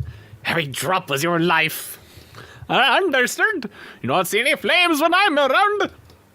They walk down the passage until they see a new chamber. This one lit by crackling flames. Oh no. So much for that then. There's a door here. Oh shit, there's many doors. Oh no. The chamber is a horrid intersection. As Bunny takes quick, minuscule, steady breaths, stealing his body air for the same condition. Someone in a drawn-out slugfish vest, lacking air. The center is raised on the pedestal lit with a roaring flame, and in each corner is a torch. Divine sense! Oh no, it's a puzzle! The room is covered in size by the same glowing blue runes and murals, each with its own inscription. The pedestal also has a mural and a lever. Kill the flames! Sight is not worth the lack of air. Shuga senses nothing untoward about this room. How? She eyes the corridor cautiously. The shadows dance against the walls. The heat here is palpable. As Thunder waves the silver arm of the flames as if trying to douse them. The flames flicker. This thing of gas lets them know the flames are being constantly fed. Damn, we need to get out of this area. Samia takes greater notice of the lever against the pedestal. It's another Menet-Ka armed in a similar pose. You can smooth around to face north, east, south, or west. Which direction does she push it? Oh, reaching out, Samia pulls the lever. Sammy realizes all the inscriptions and murals are in ancient Nurian. This is a corrupted human language of the gods. In other words, related to Celestial and Enochian. She realizes she could translate this all, but it would take 30 minutes. What does she do? Well, I rolled religion above or something. This is why you only roll when I ask. XD. Oh, you're a gray cat. Roll religion. Sammy is able to translate the murals. She wanders over a central pedestal. Something statue presumably operates the door that it points to. The only question is, where does each path lead? You need to ask, Colindy. Does not say anything else. It appeared to tell the story of Man-Cat's life, with an inscription related to each event on each wall and the pedestal. The base of the pedestal says, "The wisest follow in Man-Cat's footsteps, the King of Kings." The western wall, a religious center, shows Man-Cat's birth and rise to this throne. It says, "Life begins with a breath." The southern wall shows the entire nation working as one under Man-Cat's rule to make the temple here, and says, "Look all as one towards the divine temple." The eastern door shows a procession of Man-Cat and his followers entering the tomb to be laid to rest, saying, "Flow in the wake of Man-Cat's glory to life everlasting." Each room is probably filled with this freaking abomination. Like Labyrinth. Labyrinth is probably in the rooms, eating all the chipotle, the scoundrel. Lastly, the northern wall shows Man-Cat slaying infidels who opposed him, calling down hellfire from the skies to burn them. Mark the fate of the infidel and tremble. You choose to convey it all in the sentence if you want. Sammy realizes the order here matters. I hope she's narrating this out loud. They've already come in from the east. Where do they go next? Samia, but your eyes see. East is last. If you're familiar with Menet-Ka history, you will seem quite entranced by these. Sugar, meanwhile, inspected the lever and notices the Man-Cat arm that can be swung towards each door. East might be last, but which is first? She shakes her head slowly. To follow in the steps of a fellow conqueror, this is a pleasure. The one we came from. For the next, we need to know if he built this temple before or after purging those he considered infidels. Roll religion, Duka, if you want to know. Harry's in is simply tight following footsteps and leave bigger prints than you find.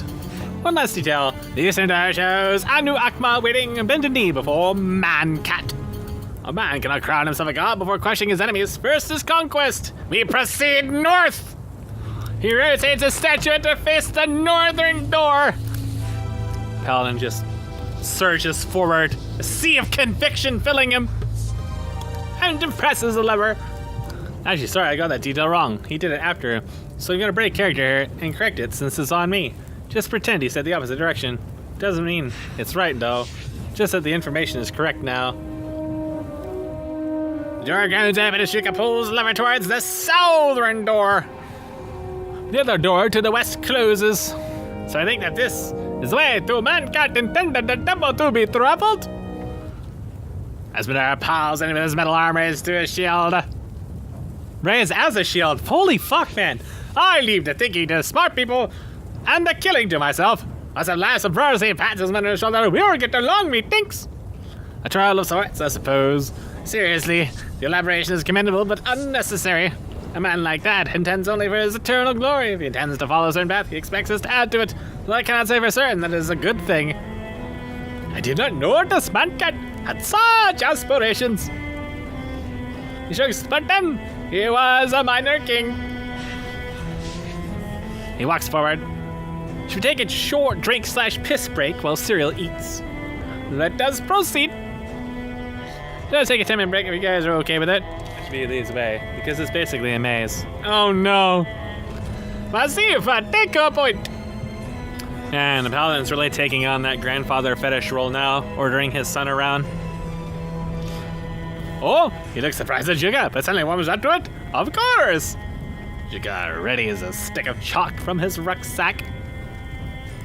After all, it is my expedition. No, it is, after all, my expedition. Naturally. I'll just talk. I see in the meantime. Lol. And grab me a drink, mayhaps. Apparently a whole lot of shit happened while I was gone. So apparently I was away and they did a whole bunch of shit like, While they walk, Wasim speaks to Juka. From my descriptions, I thought the Desert Falcons would be a much more mercenary band, but I must say I've been pleasantly surprised. He nods approvingly. Well, let's Wasim walk. Asmander sticks in close behind just so the guy who is ultimately paying him doesn't get murdered by a trap. Insane tried to gauge how panicked Wasim is. Chris, we just had this talk. Lol. I was gonna ask this time, but yeah, only roll when I ask. XD. Asmander looks past Wasim's words. Takes on assessment of the man. Asmander noticed that despite Wasim's attempts at bravado, he's clearly scared out of his mind. This isn't what he signed up for when he came here. But he's also a proud man, unable to hand over the reins so brazenly. He knows this Asmander focusing on him. Something on my beard, friend! Pride is a reasonable motivator. One that can be discarded when someone is out of the danger zone, but also one that leads one into sternly fall into a wicked man's traps. Holy fuck, is my reading terrible today? Hopefully I can keep the paycheck. Give her a safe. Nothing much, just measuring the bravado and assist of walking in front of our man twice his size. He's somehow going to give his Adminder a once over, as if seeing again for the first time. The spirit took a bite out of you! How do you fare? Well, at any rate, I would have agreed to this otherwise. Frankly, he admitted the ghost still madly terrified him, but as Asmander was confident in a brawl against anything he can get a hold of, he would win. Quite composed then, he says, very well, I have an excellent idea. Why don't you take the lead, Asmander? It'll be my pleasure. Similarly to before, Stace is working like a boxer, his breathing like a boxer, a minimum error, and takes the lead. The laugh in the BGM is driving me insane. Let's please move to an ominous room or something. As I walk through the zigzagging tunnels that pass various covens and mortuaries, this is a necropolis, where apparently many believers have been buried. Roll survival, Asmander. 14. Asmander leads them through the endless labyrinth. Roll a D100. 19. While they pass through, the party finds several heirlooms and treasures laid to rest among the dead. They find 9 gems worth 50 GP each. Wasim collects them, so they may be distributed to everyone later. Roll another survival check, but Asmander hasn't found the way yet. 13. 16. The travels and they continue weaving through the oh, fucking damn it. This time, Samia finds a crumbling piece of papyrus framed on a statue of Menet-Ka. And it's written in Enochian. Great man, big sword ideas with him. Buries it beneath the sands. What a novel idea. Utterly insane, of course. One generation must build a foundation on the next. Along the way, Juka marks the path with chalk. Smart idea, TBH. Make a religion check, Samia. 11. Why do I suck at reading my native language? Help! It takes a little while to piece together his contents. Considering most of his crumbled and dirty, but it is a proclamation. He is ever the master of all. Menet-Ka is life. Menet-Ka is death. Roll survival. Oh shit, it's a 20. Ah yes, one more D100. I'm a survivor, I ain't gonna give up. Charming. Carefully maintaining the parchment, slipping in her bag. One would think he wouldn't need a tomb then. She combines 3 chalices carefully carved, each worth 100 GP. Finally, after great length, Asmander leads into the other side of the necropolis. Up ahead is a chamber filled with pillars of sand. You did it! We made it! Careful now. Here comes the dark Egyptian. We've already found treasure to boot. Oh shit, we got weird shadow casting bugs. There's loose sand in this deep underground. Asmander finds himself annoyed. He might try to punch a corpse and find his way in the labyrinth, but gradually does what he has to do. We're not out of the woods yet. Guards up! Sand is a foot or 2 deep and counts as difficult terrain. Check out Asmander wade into the sandy room. Where did we go, Samia? I think the sand itself is the trap, old friend. Is the trap. Once more, divine sense. I'm not sure. I meant to follow in his footsteps. I assume the other end of the room. He kicks in the sand. One set, looking up. Divine sense again. Aside from a strange and nerving feeling from his years experiencing combat, Chica feels no evil sensations here. Stay the center. You can see the walls from here, so there's no point roaming. At least see sand here, friend. The room is caked in sand. She steps into the sand carefully. Memories, the walls, the pillars. Sand, but it's deep enough to hide dangers. I cannot detect those cursed spirits from before, but watch your step. Speaking of pillars, Asmander notices strange grooves against the pillars. As he does so. Finally, some dark Egyptian. Chica moves to the wall, and it's gonna fill with sand and suffocate us. Oh! Oh shit. Oh, my ears. Four walls slam down to the ceiling, connect four style around. Asmundr. Oh no, we fell in Team Rocket's cunning trap. The gate ends with a small gap, about half of a tall, that one can see under. There's a gate? As that happens, the sand begins to shimmer and shift. Annoying, but ultimately not certain death. Oh shit, it's a Nubian! Oh shit, it's another Nubian!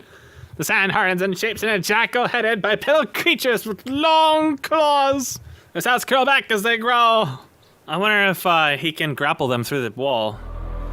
Oh, you foul beasts, return to the dust! Their eyes glisten with killing intent. They focus on Samia. Oh shit, there's 3 of them. Oh shit, there's way more than 3 of them. There's a lot of them. Roll religion or history, whoever has proficiency in either. Jesus, these rolls are so bad. This is so awful. Sammy and Juke recognize them as elementals who've been cowed by mages in Nurian history to serve as gods and servants. They hate spellcasters and religious folk. They're called the Nubians. Just know who they are. Other than that, they have teeth. As long as reason enough to remove them from the mounting problems facing our saddling behemoth into prison. Just fine so far, concentrate the enemy. Asmundr, are you alright? Speak! Shen rolls their bladed scarfs and says them to the closest puppy man. How high are the walls? 10 feet. Hit. Sand spirits, how quaint. If they won't answer him, though, they might as well die. She does this as they react to the silver, and if they turn their attention to her, seem intent on Samia. Blade scarf blows away a piece of Nubian's body, scatters the ground to sand. Before that part fills out again, the girl's in pain. So close to a 20. They don't have much AC. Blade scarf blows away a piece of the Nubian's body, which scatters the ground to sand. Before that part fills out again, it growls in pain. It was hurt. Wow, this is natural non-threat. I'm 7'9". I have an arm's length, so I can just climb over this no effort. Now it growls at Arya. She gains his attention, but the rest are dead set against Samia, recognizing her divine prestige. She rolls a blaze, dancing around the Nubian strikes and cutting it up. It didn't die. It's not dead. I did 25 or so damage. They're tanky. They're pretty tanky. Mentioning his hand, one of the Nubians moves towards Samia. Its tiny hand hardens into claws, and it strikes. Ooh. The Nubian hardens its body and rakes its claws. It's 2 entirely different things. Oh. He used harden. Wow, the caster has 18 AC. Well, I guess she's probably using it. Oh yeah, because the scythe is a shield. Sammy takes 9 slashing damage as she's blasted by a razor-sharp sand. Which is more like a scratch, but that could have been 2 times 9. You don't get to see what their damage dice actually are. It's another flaw of this macro thing. Deprives us of dice and deprives us of actually seeing numbers.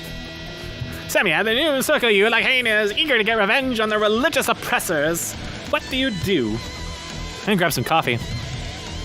Asmundr, Samia, says Ali Jihad. Disgusting. Unable to comprehend the glory of being made to serve the gods, they lash out in anger at the superior. Really those kinds of being. Once fallen, twice risen. Oh Lord, it is in the sand. The black and red lands. Your servant implores. I cast spiritual guardians. Oh no, not this spell, Lamau. That's like their entire party is unaffected. Oh, it's this spell. It's this spell. It's the spell that massacres everything. It's gonna hit all 3 of them. Yes, within the range, their movement is halved, and they take damage whenever they start or whenever they enter it. Halved by a wisdom save. This is the Schwa spell of massacring many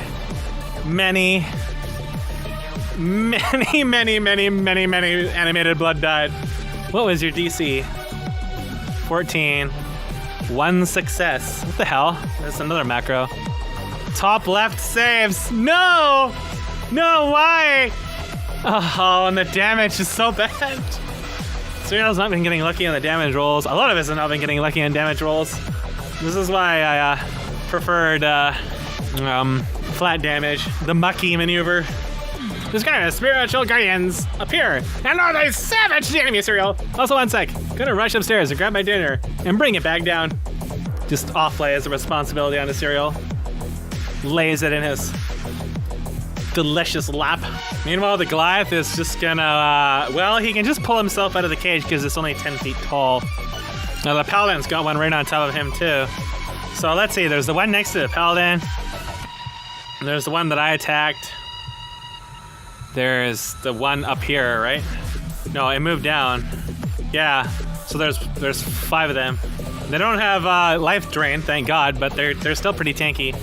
At Samia's prayer, the sands seem to shift and whirl, getting darker, and then later, until finally large, translucent forms emerge from within, taking the form of men with the head of jackals, similar to the heretics they now faced, but the rightful guards of the tomes of royalty.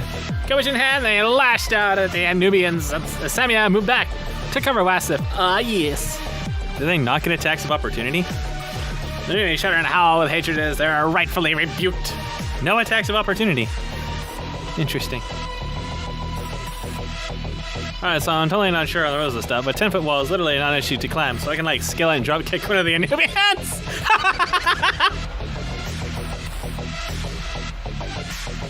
That's not right. Cut around, you've been piling in a trap. The sands aren't even piling in a trap you've been caught in. What do you do? This giant man is just gonna come tumbling off the wall and land on the Nubians. Climbing 10 feet uses half movement, though. Note. Oh, there's one. This is where one of the other Nubians is. It's near me. I was about to grabs the top of the wall, forces all his strength into his arms, and goes in the air with an elbow drop towards the southernmost Nubian. Hurrah! Some JoJo shit going on here. The ceiling is 30 feet up, by the way. Both hit, I assume. Yep, AC is 13. Heck, are you fine with me displaying this spell as an aura? So we can tell more easily. Yes. Helps. Oh, it's green! As soon as he bashes his elbow against his sentient sand skull, he attempts to grab its neck with a silver arm, unless you're immune, contest. The Nubian lets out a jack-like yelp as it takes an elbow with advice, blood spraying through the air. As Esmunder tries to grapple it. Wait, it's made out of sand, but it has blood. It lets out a pitiful mewl as Esmunder dominates it in a grappling contest. She watches the dancing dogs laying each other all around her. Goliath landed one was a thundering sunny crunch. It sounds like around her. This wasn't entirely what she'd expected stepping into the job, but she can say she's disappointed. Esmunder seizes the thing with a killer neck grab, practice against dozens of drunk bargoers. Nubian tries to nip and bite at Esmunder, but it can't get at him. In turn. Time for Wasif to cast Chain Lightning. Esmunder, you were right. The sand was the trap. We have to escape before they surround us. Don't you dare run away from where I am. Just get behind me. Run! He stops. The one's right. Stay close, but we're surrounded. The ghostly ones are your friend this time. Exactly. My guardians will slow them down. Just get away from the closest one. All right. No initiative at all. Well, one mook. Sad life. That's why everything you've been wrestling with, Esmunder. All right, here we go. Here comes the puppy onslaught. Low dex life. The Nubians turn their wrath on Samia. Attack of opportunity, Juka. Also, that spell still hits it, lol. But first, attack of opportunity. That question, to the ability to ignore difficult terrain and some super speed. Ooh, they are the sand, so they ignore it. Fair enough. It's like fighting a water elemental in water. Oh no! Juka fails to hit the puppy. Where's the 3D dice? Juka tries to stop the Nubian from escaping his range, but it reshapes around the blade. Oh, rip Wasif. He'll never trust me now. Just in time to get savaged by the Spirit Guardians. Half damage. Oh, 10 again. The consistency. Oh wait, that's right, they hit me. Hooray. You get to roll a lot of concentration saves. It snarls and forces itself through the onslaught of guardians, striking at the Samia. And it fails. And it hits, of course. Sharp claws scrape sandy scars across Samia's body. Once again, she skillfully evaded the first strike, only be caught by the second. Concentration check. DC 10. Anything lower than 10 turns to 10. Oh, and she's got Warcaster, which gives us...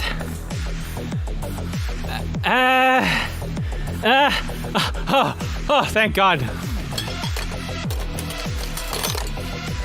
Samia feels her grip on the spell weaken as the pain bites through her focus, but she holds tight. What? It ignored me! It went straight for her! Next three hits what Samia getting struck by the Guardians. No, that's not gonna make the save. Good damage roll. Not amazing, but good. Better than before. It nearly loses its hold on its form and collapses back into the sand. So great is the punishment, but it regains its form and... They're sweating from all directions. This fellow falls Quicken! Holy God! Where are you? Urian's in by a master striking furiously. He turns his arms around its chest in exclamation and begins spinning faster and faster. Soon his form loosens and becomes a cyclone of sand around Samia. Oh God, it turned into fire! Very, very pixelated fire! No, Samia, no! He's using an RPG Maker attack. It's alright, Raziv is in my presence. He'll make it for sure. Sammy gets sucked into the cyclone about rapidly as the torso reaches the 3-foot ceiling. And Raziv rolls 10-1. Samuel! He cries out before his last voice is lost over the sound of the cyclone. He gets the +5 from the Aura of Protection. Soraba, right. As he's sucked away, he grabs on a pillar nearby for dear life, long enough to pry himself out. Raziv collapses in his hand, gasping with effort. Suddenly, there's only Sammy behind. Sammy accounts as restrained. Oh no. She'll also take a d6 damage at the start of her turns. But she maintains focus on the spell. Go away. I'm gonna get creeps forward. Sammy's guard is still active and it suffers from their blows. Hey now. I told you to go away. Go away. Get going. Go away. Damage me, mate! Hey, I thought I told you to piss off. I'm just gonna keep picking you up and putting you back down. Her mind flashed back to her days in the desert, the rare times she hadn't been fast enough to avoid a sandstorm. So much that she recalled the pain and lacerations of those days, but only renewed her determination, just as I had back then. I'm gonna keep picking you up and putting you back down. Yeah. I'm picking you up and putting you on the floor again. The Urian growls angrily, sand spilling from its wounds like blood. It's just the air looking for Samia. I'm just gonna keep putting you back on the floor again. Yes, I am. Hurls itself into the cyclone. Lol. With advantage because restrained. Becoming a part of the cyclone itself, an emergent process of twisted to strike at Samia. Now she has to make a DC something. The enemy rips at her from all angles. Con save. Concentration. Ah! Samia holds on the spell despite the Nubians trying to shake her off. It comes in again. Oh my God. ... Such determination. Emerging and disappearing from the cyclone, the enemy reforms and slices at Samia again, only to back off. Hatred is pure in its eyes. She's dying, but she's holding onto the spell. Juka, the situation has worsened. Samia has been swallowed by a cyclone, and the Nubians are swallowing her like hyenas. What do you do? Samia lets out a cry as you ripped into her flesh, but she refuses to let go of the gift her god had sent no matter what. Someone save her! After that, as Mandar, Juka. Juka closes in on the wounded Nubian and brings down his silvered sword. The weapon that was too big, too thick, too heavy to be called a sword. It was more like a mass of iron. Invoking memes to guarantee a hit. Good tactic. Man, my reading is so bad today. The gigantic steel bears on Nubian like a fallen tree.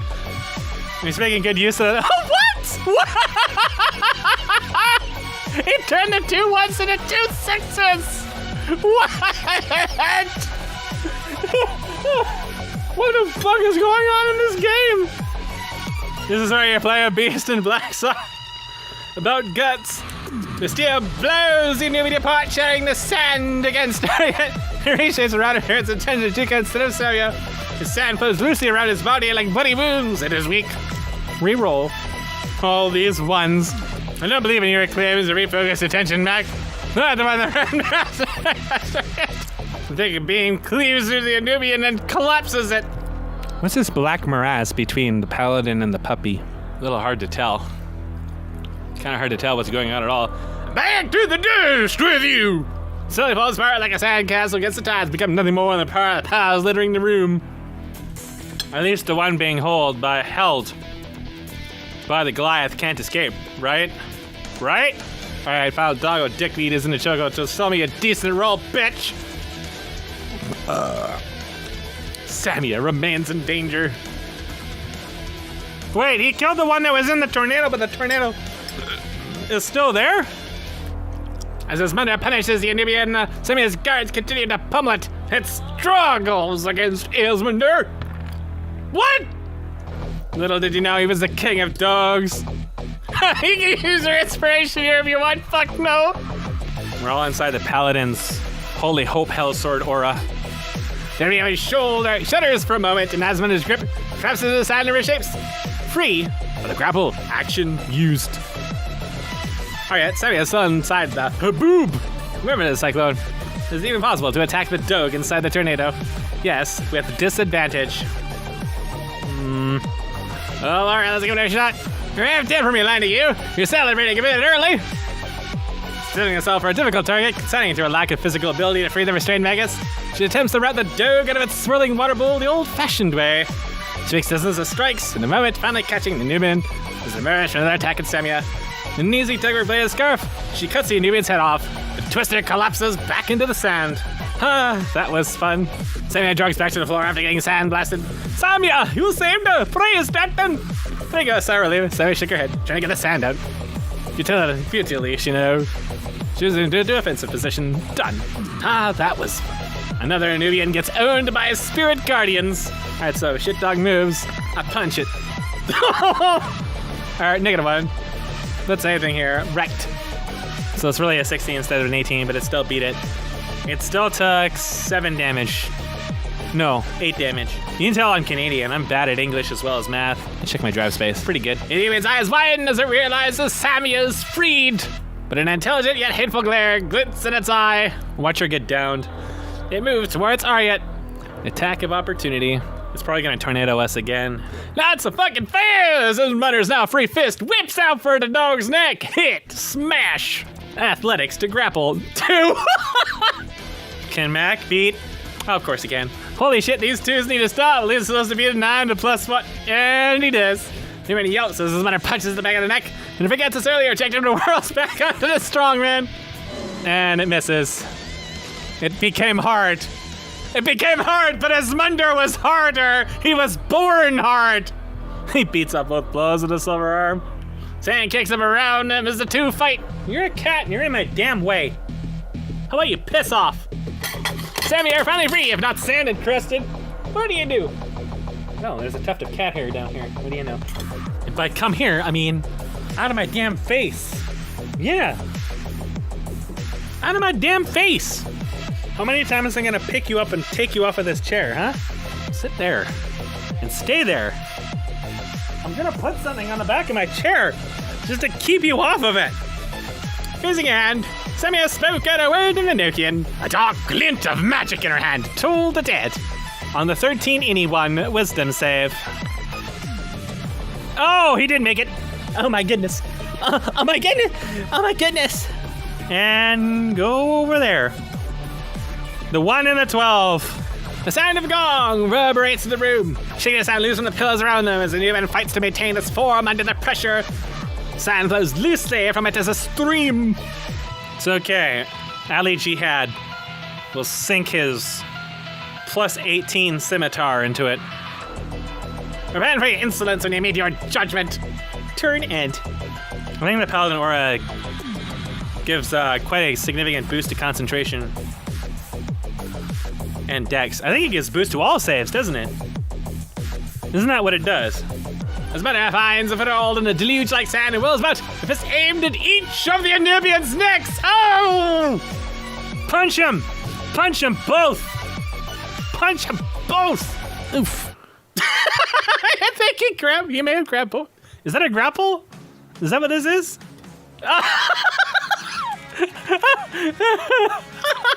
I finally grappled the two of them! As Wonder is emerged down by a god, perhaps Sammy has grabs both the Nubians in his speedy palms. You can't just each him on an egg and holds him in the air with their feet, without their feet touching the ground. Attack and athletics rolls aren't the same. The Nubians howl as they've been grappled. Cheats, man, he's cheats, man. I grab one above me since it has less HP. More. Asmender grabs the first dog after beating the shit out of the both of them. He didn't grab two of them. I mean, he actually could have just replaced an attack roll with an athletics and instead he grabbed both of them, but it claws at his burly biceps, but Asmender ignores the pain. Finish what you started, he roars in its face. Get him, Ali Jihad! Once a creature looks startled. Which is the one that's 13? Oh, that's the one there. It still could possibly down Samia. As I'm saying, the others beating back the odds, takes out a saber! I'll let the others do all the work on my own expedition! Watch, Samia, I'll protect you this time! He strikes at the Endymion to himself. Watch him get a crit. It'll either be a crit or a 1. Not good enough. It's not a crit, but it's something. Secret good rolls. Ooh, yeah! Secret good rolls. My hero! Watson studies are shaking his hand and beats back when the Endymon's blows, cutting a swat across his chest. The sand seems oddly resistant to it. Take that! She watches as Watson sets his saber to the Endymion in a torrent of destruction to be sung in the halls of bards for centuries to come. So I take 5 damage. His Endymion strikes at Watson.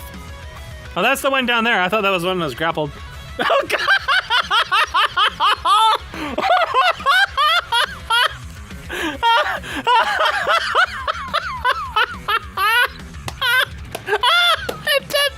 It did 19 damage! See, Samuel? You can rely on me! Take that, and that, and that! Pepe hands. He remembers that roar, spraying sand around him. He shows off his strength for Rossum's chest, spray chicken for Rossum's ribcage. He was instantly killed! ... Take that, he gasps, blood pouring from his mouth as he looks down in disbelief. Sammy cracks up before jumping to the floor as blood puddles around him in the sand. As there roars and grab into the ground by its face. Fuck! There goes the paycheck! And then turns on Sammy again and gets another 19 fucking one! What? Oh, God. Bloody sand from Wass's remains spray across Sammy and cut her. He literally took one too much damage to have death saves. Oh. That's why he went and fell down. Holy shit. He only had he had less than 10 HP? Really? That's terrible. Juka, man under your charge, just died. What do you do? There was a tomb. It's just a matter of we all perish like him. He turns to the nearest Libyan. However, this creature didn't have the right to end him. Once again, the heavy sword comes up. Oof. And then, he got a 6. He's gonna re-roll that 1. There you are. It's a 3, so it's 12 damage in total. Not too bad. Do you smite? Maybe a waste of spell slots at this point. And it comes down again. Crit, double roll the dice. That's 4d6. This game is just what even is this? Replaces a 2. So 2 6s, 4 and a 5. The Nubian, already weakened by Samia's magic that it rightfully hates, and perhaps my Wassum's avenging spirit, lets out an actual gasp as Juka cleaves it from top to bottom with a massive slab of steel. In turn, collapses into a pile of sand atop Wassum's bloody corpse. The Nubian, as men in despair, takes a look at everyone, then begins backing away. Attack of opportunity. On his last legs, literally barely more than a pile of moving sand at this point, it tries to escape hit. As Mario wills his fist about to smash into the sand beast's head. Man, I'm so out of practice with casting, it's insane. Holy shit. I haven't done reading of dialogue for so long. Not that I was ever really amazing at it, but as Mario's massive fist makes a shockwave in the sand and splatters the Nubian into paste. Loses his form and doesn't move anymore. Alright, there's one last Nubian left held by Asmender. What do you do? She glances at Wassif, her eyes stern but silent.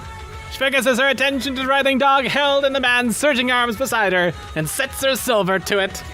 The scars are control around Arya as she weaves back and forth around the Anubian, slicing it to ribbons. That's why flat damage is mucky. Because only 11 damage of that comes from dice.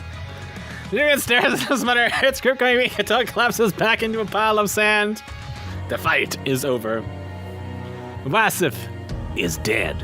The sand is stained red with blood. The Travis Wondering is now packed full of sand. Tish with the same. Shame. Sham! Fuck! Grab anything that had value and let's move. Immediately, Jacob broke his sand away from Lass's body. He searches for any final signs of life. Reaching to her chest, Sammy's hand was bathed in light as some of her wounds sealed. Jacob feels the body already going cold. He's gone. A bag of the gems he was carrying from earlier lay spilled beside him, along with a saber, a hookah, and a pipe. Reaching down, she took one of Wasif's arms and brought up his body, taking the pipe with her other hand, ignoring the rest. Jacob closes the merchant's eyes for the last time. A fool, he sought glory but could not obtain it. Glory is always a grasp of the dark. Wouldn't blame him. If nothing else, he'll spare us the air. Here was a moment of silence to the dead merchant. I'll need help carrying him. Whereas is spoken through gritted teeth, or else I'll be slowing you down. Asminder, I'm certain I can move him. The sum of your size wouldn't even feel the weight, as if say so covered. The look of hope and joy and the pride of having defended Samia, he never saw it coming. Asminder nods and grabs a man and freights him over the shoulder like he was a feather. Thank you. Blessed double carry weight as Goliath. She looks between the group for a moment, regarding the dead man once more before looking towards the destination they were seeking. Now move! They trudge along a sand, reaching a door that has a handle. Samia takes a moment to repeat her gesture before following. Second cure wound on self. 69! A holy glow consumes Samia as her wounds are knitted back together. Asmunda pulls the handle in front of the door without taking Wasif off his shoulder. Chica stays behind for a moment, whispers a few words in Aryan to the sands themselves. You would defend the stone from Master long dead. I'll tell you now, he will not remain much longer this earth. When that time comes, will you serve me? Only the silence of blood and sand remain. The door opens. Humph. No need to grab a power from the dead, old friend. A moldy hallway reveals itself. A door, this time inscribed in murals, and ancient Nurian once again. Three women are seen walking beside Menet-Ka into the tomb. Back. I can control her for some reason. She probably picks up before a screw-up happens. The inscriptions are unreadable to anyone without knowledge of the older languages. The door has a handle. It can be opened easily. Somebody can read if she wanted. Or you can keep going. Woman, what does this say? Here been the previous door without consideration. The lack of consideration would do them little good. She rests for a moment, gathering her strength. Second wind. Roll religion! Alas, the twos. Too devastated by the loss of a truly valuable teammate who added a lot. So he tries his best to make it out, but it seems the ravage of time already made short work of it. She can get something about three sisters. Saying three sisters is wise, I would imagine. That's usually how it goes. Yuck, as Mundar pulls the lever. Door groans open, encrusted with sand. Oh god. How many awful things do you think are... Holy shit! Oh, never mind, that was the door moving. I got really confused. Inside are three sarcophagi and mold covering the room. Statues of Anu Akma line the chamber. The central sarcophagi is especially ornate. Not a bad idea. I've had 2 or 3 wives, but never all at once. He doesn't even remember how many wives he's had. 2 or 3. Grandpa, you're getting senile. A mural of Menet-Ka, holding a golden plate of some seeming importance to the three sisters, is on the wall, judging by their adulations. As Mundar walks over a thick carpet of mold. Con save! He took 5 damage. Take out, rounded down. She regards the statues. Are these like the others? Divine descent! Of course, we're gonna have to fight the 3 wenches and probably whatever comes out of the friggin'. What is this? Why are we in here? Then his mother steps on one of the mold colonies, explode, causing him to cough, but he shakes it off, though his head feels dizzy for a moment. Felt dizzy. Ugh, don't walk on the mold! Fucking hell. Hello, Windows timer cursor. What do you think you're doing? Took senses 3 active, undead in the coffins. Just as the sound from Asmunda's coughing causes a reaction, the lids on a left and right suddenly burst off with such tremendous force they shatter against the ceiling.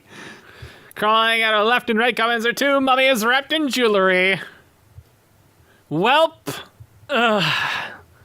It's okay. Rasa, Alachahibis and control. Betrayers, defilers. Huh? So soon? Well, alright then. Their eyes glow with an eerie blue glow as they moan. You're the heretics, fools. Heretics? He was the heretic. He promised us life eternal. Oh, do you disagree? Then there's no reason to protect him. Let us pass. Simply let us pass, honored ones. We will crush. Roll persuasion. Can you do it, Serial? What? He got a 20 on the persuasion. Answers to Samia during our discourse. It's a good thing I just roll my attack like I figured I was going to. Something about you, she leers at Samia. Whom do you all serve?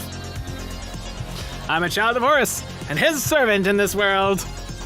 His eyes twinkle silently, and it turns to Asmundr. I suppose consider me a moderate servant, a great brewmaster disguise.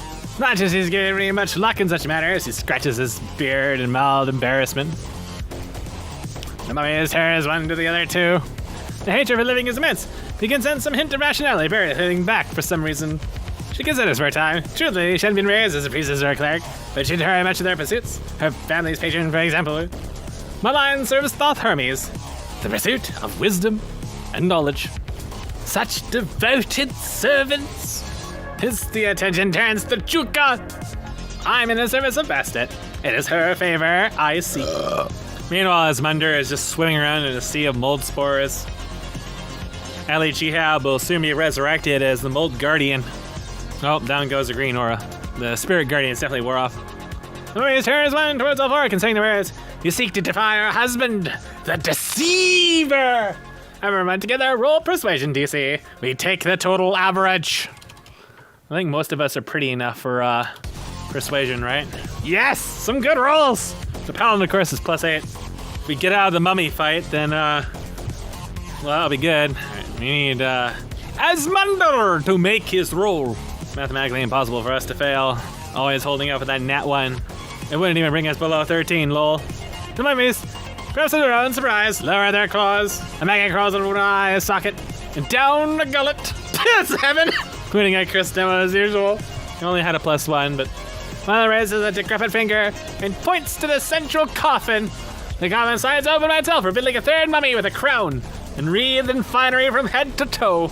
Resting at her chest is a tablet. The mummy hobbles towards her, revealing a wealth of treasures and magic items in its own coffin, and pulls the tablet out. Its manages wrap out the tablet in its tendrils and drifts it towards Asmundr. Take this saddle debt with our husband, but take no more. Promise us eternal life, but not like this, she rasps. He looks under one arm with ease. Thank you kindly. He feels ashamed to leave the treasure behind. There's a possibility to come back for the rest if they come back. Now go! We can feel the killing intent barely held back. Bound to be unleashed at any moment at this point. As Menet takes his lab nose is broken in half. It appears to be a map of the temple inscribed in ancient Nurian. They had the second half. A sort of blueprint. Let's not over Sarah, welcome friends, as points firmly in direction to the door. Sticks a tablet, then to the mummies, and steps away calmly. Understood. Thank you for your assistance, honored ones. Oh shit, Asmundr went dimensional! The treasure that Wasif died to find left behind. Oh yes, we clear the party as they leave. Oh shit, Samia goes interdimensional! The last of them glare at Juka. I got stuck in the Shadow Realm, help! You broke my PS1 game! Juka's boots clank as he walks out. He can sense that they were debating jumping him now that he was alone. Good thing he left. Taking a tablet, they return back into Necropolis and towards the intersection. Are you still carrying Wasif? Yeah, sure, why not? With a chocolate door by Juka, the path back is trivial. Have it up here. The king treasures are more than what he lives his wife. There should be plenty of riches elsewhere. Leave Wasif in the central room. It's better than hauling him around. We'll bring him out with us at the end. There are likely more guardians ahead. Currently, air and energy are worth more than gold. Yeah, I hear you. They return to the central room. I'm not opposed to it. There's nothing worse than the death in the sand, but nothing said he had to be carried in a redundant manner. Theo sniggers. How they would have me as those birds fades with the husband. As Wonder leaves Vasev to the furthest away from the source of fire he can, to not speed up his decay. Room glows orange, caked in heat. The man may have been a snake, but no one deserves death at the hands of the dead, much less their traps. Which way was next, woman? Now then, the ascent of the king. Something expected, trying to see if anything had changed since the last passing through. 6 of the fire hits per time, then back to our seat. And then the Merles. Then she looks to the ceiling. Is there anything of note on the ceiling? The ceiling is bare, save her suit stains from the smoke. Such a macabre abode. To what purpose did this trial serve? As Bender hits the switch to the north. Chica, please don't get locked in the other path! As Bender turns the lever along the swivel on the door to the north, begins crowning open to the infidel's rest. Frosty probably died. Bloop! As Asmunda steps forward, a tile on his boot clicks loudly, but nothing else happens. Or is this one of those degenerates who reminds about token movement and never moves his own? She listens. For a moment, it sounds like something's clicking just above the door, but nothing happened, aside from that. What do you do? As one of her is slowly forward, prepares for anything. If I can, I'm gonna ready an action retreat if something falls on us. She watches the panel he is standing on carefully as he moves. Every time someone passes their door, the tile sinks, and a clicking sound emanates from just above the door, right in front of Samia. As Munder continues on, she looks at the ceiling above the tile. Make a perception check. Okay, hand. Apparently, Serial's in a storm. It's possible that was a trap disarming because we went the right way. I don't know. I'm not familiar with these devices. Ariat can't find anything. As long as he's going ahead right. He's not waiting for the others. I can just NPC Juka for now. A real perception bad game our results. Well, I'm following. I was just waiting to see if he got ceiling crushed. That's right. This Wonder does not get crushed. He seems to be having an easy time. She follows a bit cautiously, minding the floor panel. Samia step forward as well. Everybody proceeds down the hallway. The door can be seen at the very end, illuminated by Samia's magic. As Munder nears the door, he perceptibly notices a tile in front of him. It looks like it sinks when stepped on. Passive perception. She pauses when she sees the lead stop. So, I'm not sure what this means, but there's a pre-stepped-on switch here.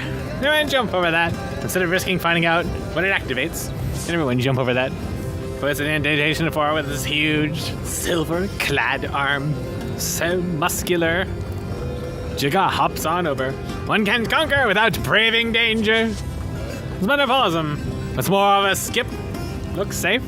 I'm just playing chicken now for the time being, Menet-Ka. She follows, albeit more jumping than the much larger individuals. Somebody hesitated for a moment. It's possible this is part of the rules for this place. She decided to indulge him, however. To step over. Anything happen? One can only guess. Large door waits. The handle unlocked, almost as if beckoning them. So currently Mac is playing Juka because he appears to have either gone AFK or some kind of issue happened to him. Infidel's rest. As Munder pulls the lever with some hesitation. How smooth it has been so far. Door slides open, pulling back into the wall this time. Oh, there's a hole in this room. That's no good. And a bunch of pulls. I don't like the looks of that. No, there's something in there. A room full of sand presents itself. 3 decorative urns line both sides of a massive well. The room is covered in the same blue glyphs. Ash and soot float around in the air. Black stains mark the walls. BRB 2 minutes, don't control my char, please. A clear risk of burning. Do you sense anything, Paladin? Those fireballs. One wonders what magic Menet-Ka had at his disposal. Ready to sound like Lita is taking the initiative. He points to the statue northward and again depresses the lever. I'm here, yo. Rooftop Wi-Fi is not the best. Can't see shit, yo. Look around. See where the trap might be. He's so behind. That was just a while ago. He lives. He's using rooftop Wi-Fi. I don't know what his setup is, but a statue on the other end of the room stands tall, but shows a new figure. A blasphemous combination of man-cat and a new Akma, combined in one being. At the base of the statue is a charred corpse laying prostrate. Okay, this seems like a puzzle room to me. That much is a given. But is it like a sequence puzzle or a hidden switch? What's with the platforms? Something probably opens up and burns the entire fucking room and you do something wrong in here now. Frosty appears to be kind of back. Kristema's okay and Frosty is connected via the...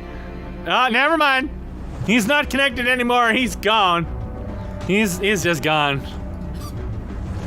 He's connected by the chaos warp. Nurgle is guiding his way through madness. I just don't want to walk into the marble room given my low HP. Scroll up and read my descriptions. So bossy. I can see now. I did. Oh, is Frosty back? Frosty, my boy, are you alive? Are you free? Do you once more wander the land of the living? God, that icon is so silly. Frosty is, it's amazing. What do you do, Asmundar? He's gonna step in a room and possibly die. Roof! Fuck this, I'm in! I took a boldly strides into the room. And he sees the statue holding the second half of their tablet. This is the room with the inscription of the temple being built, right? This is the room where the infidels are getting burned to death. Some fanatic believe burning himself make him a fusion of gods, perhaps? As Menet-Ka steps in the room, on guard. Well, alright. Sounds good. ... A charred corpse, craving his infidels being burnt with magic. I believe it might be meant to press a pressure plate to announce they're coming. And that trying to avoid a trap is a sign of infidelity. This is not what it seems. Those magic engravings are flowing through here, but not the other chamber. I really can't actually see what I described yet, but you do need to get deeper in, if you do. Once more, divine sense. As Munder nears the... Oh, those are urns. They show designs of people being tortured to death, and their corpses put into the urns. Jack's senses expand. He can sense 7 undead presences in the room. 1 in each urn. 1 near the burnt corpse. Near the statue. It seems they haven't awoken yet. Oh god, it's another huge fight. The walls are covered in murals of Menet-Ka and Anna-Akamu, fused into one, punishing infidels. Allah was very proud. May as well just call him Cat Allah at this rate. It'll be easier to pronounce those names. So what's your verdict, old friend? As Menet says murals carefully, fist raised for anything. Their hands are full of undead. The corpse too lies dormant. But these are not Menet-Ka's allies. Surely if they retain their sense. It takes a moment to turn back, study the walls and ceiling of their trap, once again searching for any signs of its function.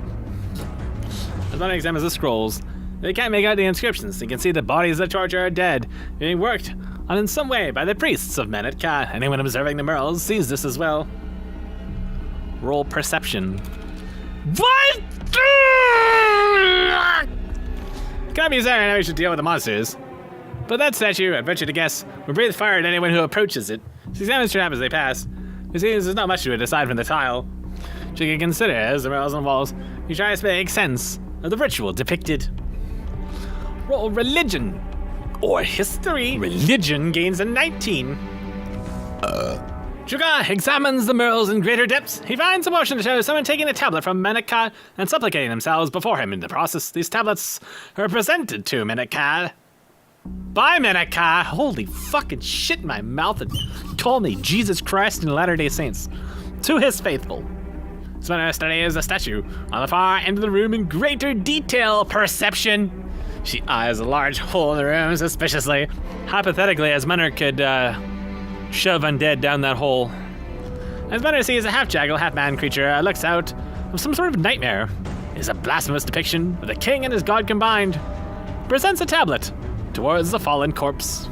The tablet looks like it can be removed. Oh, the temptation! Don't do this to me, Mac. We're just cowering in this hallway like a bunch of yokel fucks. There's a paladin like... Does the tablet look like it's in half? I feel like a 22 deserves to know what's a bit in front of me. tablet. I think you already said that. Yeah, it is half of a tablet. Looks like it matches the one you have. Any other questions? Nay. Whatever kind of Menet-Ka. The tablet there is the other half of the one I have. Incur. Boy, this is just like my WoW recording. I can't talk. How long is this? How long have we been playing? We've been playing for a while, haven't we? Then again, these guys are used to long sessions. I mean, I guess I'm used to long sessions too, or at least I used to be. He takes a giant stone into the sand to free his arms in preparation for a fight. I believe we only have 3 choices. Prostrate oneself and try to take it, or try to knock it off from a distance, or trigger the plate. I recommend using Wasif, but that just seems crude. As I said, Wasif's corpse is not now possessed by a wandering spirit. Actually, what's the status of the corpse in this room? Undead. Ryder Crisp detects as undead. All right. I have on me the requirement components to create a circle within which the unliving cannot step. It takes some time to set up. I can only afford enough of the components to do it once, however. They may be useful in containing them, should they rise, as we seize the tablet. Ha! This only is getting rather predictable, don't you think? Some magic will seal the room until we kill the lot of them. Otherwise, we should try to reach a decision soon. We only have so much time. I'm more intimidated by the incineration than I am of the corpses. Wait, did the paladin heal himself? How did he heal? He's at full, wasn't he at half? Chico holds up 2 bottles of alchemical fire. A magical red orb dances around each one. Or inside, rather. We're to know where these poor unfortunates are. We know that they'll wake up as soon as we take the tablet. How about we prepare to send them off properly? Then do it. If fighting them early is our decision, might as well get it over with. Get in the chamber then. We'll need to do this quickly. As Menet approaches the statue at an angle where the flamethrowing function hopefully isn't pointing at him. Now can I cut my sword and alchemist's fire? It's more like a Molotov cocktail, so no. Cocktail! T-Re! May my father watch over us. Suddenly I trace the symbol on her weapon wistfully. Bless on Aryeth. Myself and Juka. What is bless? Whenever a target makes an attack roll or a saving throw before the spell ends, the target can roll a 1d4. The thing that has Asmender, I feel a surge of courage and hope embolden them. Asmender stays off to the side. Oh, that statue's glare. You can add a d4 to attacks and saving throws for 1 minute. He attempts, from this angle, to try to pry the tablet from its paws. She steadies silver in her hands and slows her breathing. Again, the time had come. Asmender pries the tablet out of the statue's hands. It comes out surprisingly easily. Then something happens. Oh, the death! The finger of death! I prepared an action to reposition. Probably too late. Just thought of it. Lol. Yeah, too late. Until after this part. Oh no! What spooky things has Macular Chaotic thought of next? We're all gonna die to fire. It's either gonna be a fireball or a Hydra is gonna emerge from the pit. The statue's eyes flutter laugh and a booming voice echoes over the room in ancient Aryan saying something only Samia has a chance to understand it. Oh, that was 2 sentences. Oh shit! Oh my god! Cyril rolls it in. Who is master, now and always? Then wait. A deep voice demands. Deep. Oh, it's so fucking deep. Be honest. Donald J. of the Dongland. I'm gonna take a leak, but not before we die to fire. We have a very high acrobatic save. Or dex save. Well, yeah, you don't roll acrobatics, you roll dex. Who is the master? She shouted the question to Asmender. As he was obviously the one meant to answer. The seconds begin to tick by. Supplicate or a struggle? It's your choice, chum! Chris picked the worst time to walk away. Lol. Like it's an obvious answer. Menet-Ka, he says, audibly questioning himself. A few more seconds tick by. The statue's eye flare again as the door slams shut. Infidels, the voice booms. Oof. Didn't see that one coming. You called it. The statue opens and a muzzle emerges. Whoosh! Fire sprays from it. A burning husband conveniently hit out of the way. Oh dear. Here it comes. It spills into the well, which turns into a firestorm released towards the ceiling in a cyclone. A deranged, high-pitched cackling fills the air as pillar flame takes the shape of a humanoid. The runes on the walls turn red and burn away. Oh dear. The runes break and zombies begin to crawl out. Really missing my magic circle right now. Fast! Be praised, that's not what I expected.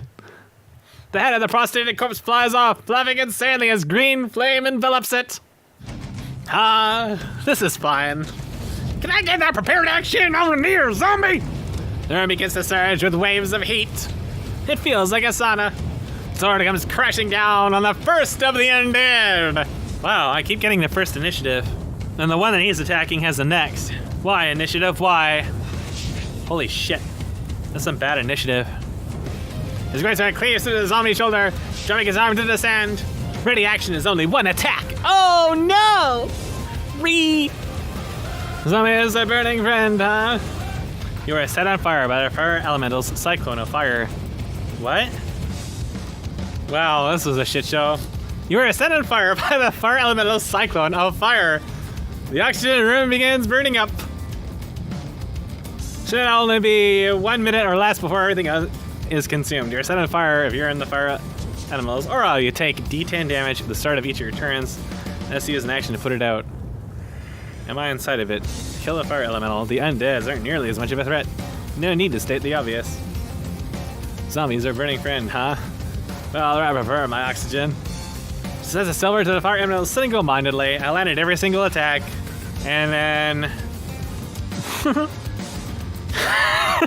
The room has felt like a sauna 2 or 3 times now. It's an extra well done sauna. Stop. Arya unleashes a virtual barrage of metal slicing through the air, cutting out the fire elemental. This time, the bright glowing magma. The fire elemental is about to cease out of its wounds as cackling stops. Of course, he didn't do this during the initial rounds of attacks, when I did damage. And I used action surge. Surges flame erupt back at her for each strike, so a 6d10. Flame Skull fixes this guy and Arya and the others. This one's an invalid here, you're just like them. Will they too join the ranks of his Tomb's Guardians? Now what's his meme skull gonna do? Fireball. Its jaw opens until it hinges like a snake. Here comes Allahu Akbar. The orb of flame gathers in its mouth. Here it comes. Yep, there you go. That will be death. The entire room fills with a deafening blast as the earth shakes and a huge explosion that erupts from the fireball.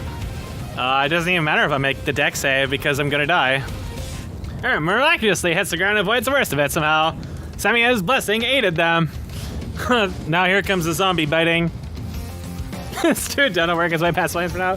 Too hot, Samia shook herself off. Skin singed and clothes burning. She hadn't felt this hot in a long, long time. At least there was no hallucination this time. Oh shit, there's fire in the hallway! So yeah, the fire elementals have retaliation. Isn't that fantastic? Now the fire elemental turns its gaze on Chica, seeking to take out its anger on the closest target. It extends a bomb and unleashes a column of flame. And now he's on fire, because it rolled a 21.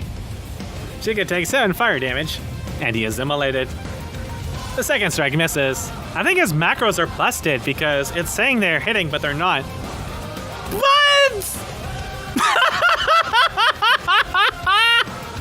This is so retarded. Like, this is gotta be one of the most retarded fights in the entire game so far. And you've already gone through, could have been 3 really difficult fights to this stage. I don't know if we can sustain to this. We've still got some beef, but I'm probably dead at least. Action douse flame. A spectral weapon on the flame boy. What is spectral weapon? Chica douses the flame, then a special weapon flares life to smash towards the fire elemental. Roll attack. Spectral weapon doesn't exist in here. Oh, fantastic. It's probably a...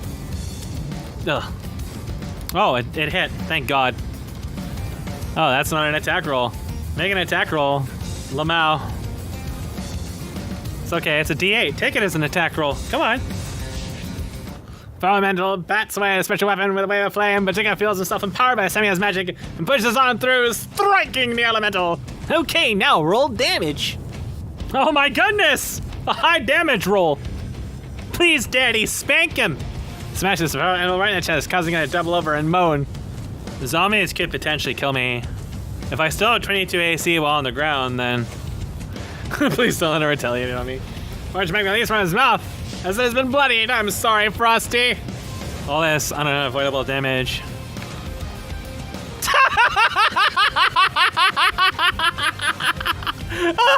Oh, this is so stupid. Why? Why would you have something like this at the end of such a huge... I mean, it's not even the end of the gauntlet. There's a huge boss fight, probably. At least one huge boss fight. Chicken disappears in a torn of flame, scorches walls behind a thing instead of flaming you. Samia, what do you do? Unlike everyone else, you're safe from the fiery apocalypse. Not really, she's not safe! There's like at least one zombie, probably more is gonna cover her. Does she have a level 3 spell slot? What would she have? She's Death Domain. So she has, I'm sure that she has spell slots. But what does she actually have in terms of abilities? Raising a hand, Sammy once more created the magical Kopesh, sending it at the biggest threat, gonna get retaliated and probably gonna get knocked down.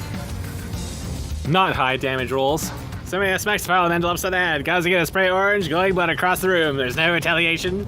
Please tell me you have some kind of heal. That's a, oh, I don't think that's a bonus action. I think it's a bonus action to it. No, bonus action is casting spiritual weapon. So she still has the main action. A sword's point shown with the dark light as it struck. A dark power fueling it. Channel Divinity, touches death. He takes 17 necrotic damage. No save. No, I have to hit with a melee attack first, which spiritual weapon is. Oh, snap! Smart! The flame sputters. The elemental is racked by searing agony. It clutches its at itself, gouges its side as a shriek fills the air, but once again, no retaliation. But it turns its attention to Samia with murder in its eyes. 8! Zoe burns, too done to put itself up and continues on as its smudge blackens. Huh? What the hell is going on here? Oh, it's still here! She barely finds out what Zoe is grasping at her. When Zoe is beside, she gets shallows forth and tries to claw at him. I feel like these maybe, I don't know what he did with the macros, but these macros are like, they're not showing miss. Other ones showed miss, these ones are showing hits. Even though they're not hitting, it always spooks me. PSO! Asmender, you see a fiery cyclone burning the room up. You also see Flame Skull. Your eyes sting and your throat burns. The smog here is getting oppressive. It is tuned up compared to the normal one. Tuned up is right. I don't think I have any cooldowns left. Fighters just don't really get much. That's the problem with stuff like this. Yeah, I've got literally nothing I can use. I've already used second wind. Man, if I hadn't used second wind, I would have been instantly killed by that. Like, or at least instantly dropped. His manner is thoroughly displeased with the current situation and grabs the skull that tore his friends apart between a pair of punches. Ora, ora! Second hits. Athletics to grapple. Oh no! Uh-oh. Can the skull escape in 11? Man, with the way the rolls have been going in this game. Ismander, man, you need to work on that athleticism. Athleticism. It is small. Let me check. I'm gonna take a piss while they figure this out. Oh, God. Check your small. Oh, no. Since I can try to dodge, it can try to dodge aside. Strength isn't the only factor. Action surge, repeat what I just did. Sword punch has a crack in the skull's surface, splitting it nearly in two, but it ducks aside from being grabbed. Can't do more than one bonus action. Action surge only gives you new action, so you can try to grapple or punch. Which one do you want? It's the same roll, so make the 18 a grapple attempt. Oh! Max luck finally turns around. Only after we're all gonna die. Asmender palms a burning skull like a ball. Forces things jaws closed with the full force of a magically powered Goliath. Turn end. There's so many people watching this game. A spasm is by the hand trying to get free, but instead his jaw slams shut while it quakes. A zombie stumbles as Asmender and swipes at him. Here comes the paralysis. Nope. Here comes failure. Thank goodness. Zombies don't have very high attack, but max rolls have been possessed by the Holy Spirit for much of this game. It's been a very non-Mac game. I blame the bot surrogating his rolls. Asmender knocks it away with a backhand easily. Another one tries to grab Jakku. No, it's Juka, not Jakku. I'm gonna jack you, Jack! Alright, zombies are around the room as an inferno. What do you do? Well, now I have a tough decision to make, which is What the fuck do I do? I feel as a close cutting the ash, his skin scarring as flames lick away. We're just gonna hope that the zombies don't manage to hit me. I mean, if I get, there's no way there's gonna be a roll less than 5 on the fire on the next turn. I pretty much has to, have to do something. She ignores the pain as best she can. Pain fades with time. Defeat does not. No, she cannot accept defeat. Not here, not with faceless declaimer. That there without identity is most ignoble the situation. Flame Skull struggles. Zombie is nearly dead. The Flame Skull tries to cast a verbal spell, but its mouth is clamped shut. Tries to escape as Munder's grip instead. Oof, give me athletics. No! Oh shit, he's gonna inspire it. Lol. Salty reroll, okay. It's not gonna let the football beat him. Shut the fuck up. Dear God, just barely escaping it. Cut that one fine. Now it's escapes, but like handling a slippery fish as Munder grabs it again. Okay, we escaped one. We escaped one. This is where the 22 AC is gonna pay off. Breaking news, Filthest man in the world barely restrains skeletal midget. These things suck. The zombie's trying to maul Ariat, but she holds them off. The environmental growls, and all the flames around from responses extends a palm towards Samia. Rape time! For the first time, it steps out of the well. Oh no! No! Don't bring it closer! God damn it! It's okay, I missed. It's okay, I missed again! Thank God! Okay, I'm not in its aura. Thank God. Well, we're just gonna hope that they kill the frigging fire elemental before my turn, and I die to fire damage. Chuka, what do you do? The fire elemental has turned its attention towards Samia, who barely evaded getting fried to death. And our group has such high AC where the paladin only has 17. And we're just getting freaking destroyed. Kind of like sort of what I expected, to be honest. Self-cast Aura of Agathias is a level 2 spell, and magical armor solidifies around Jika's already fertile defenses. Barely, dude, he didn't even roll above 10. You're just good at dodging, unlike Gohan. Clarify, that's 10 temp HP and 10 damage against anything that hits me in melee. What can I do with this bonus action?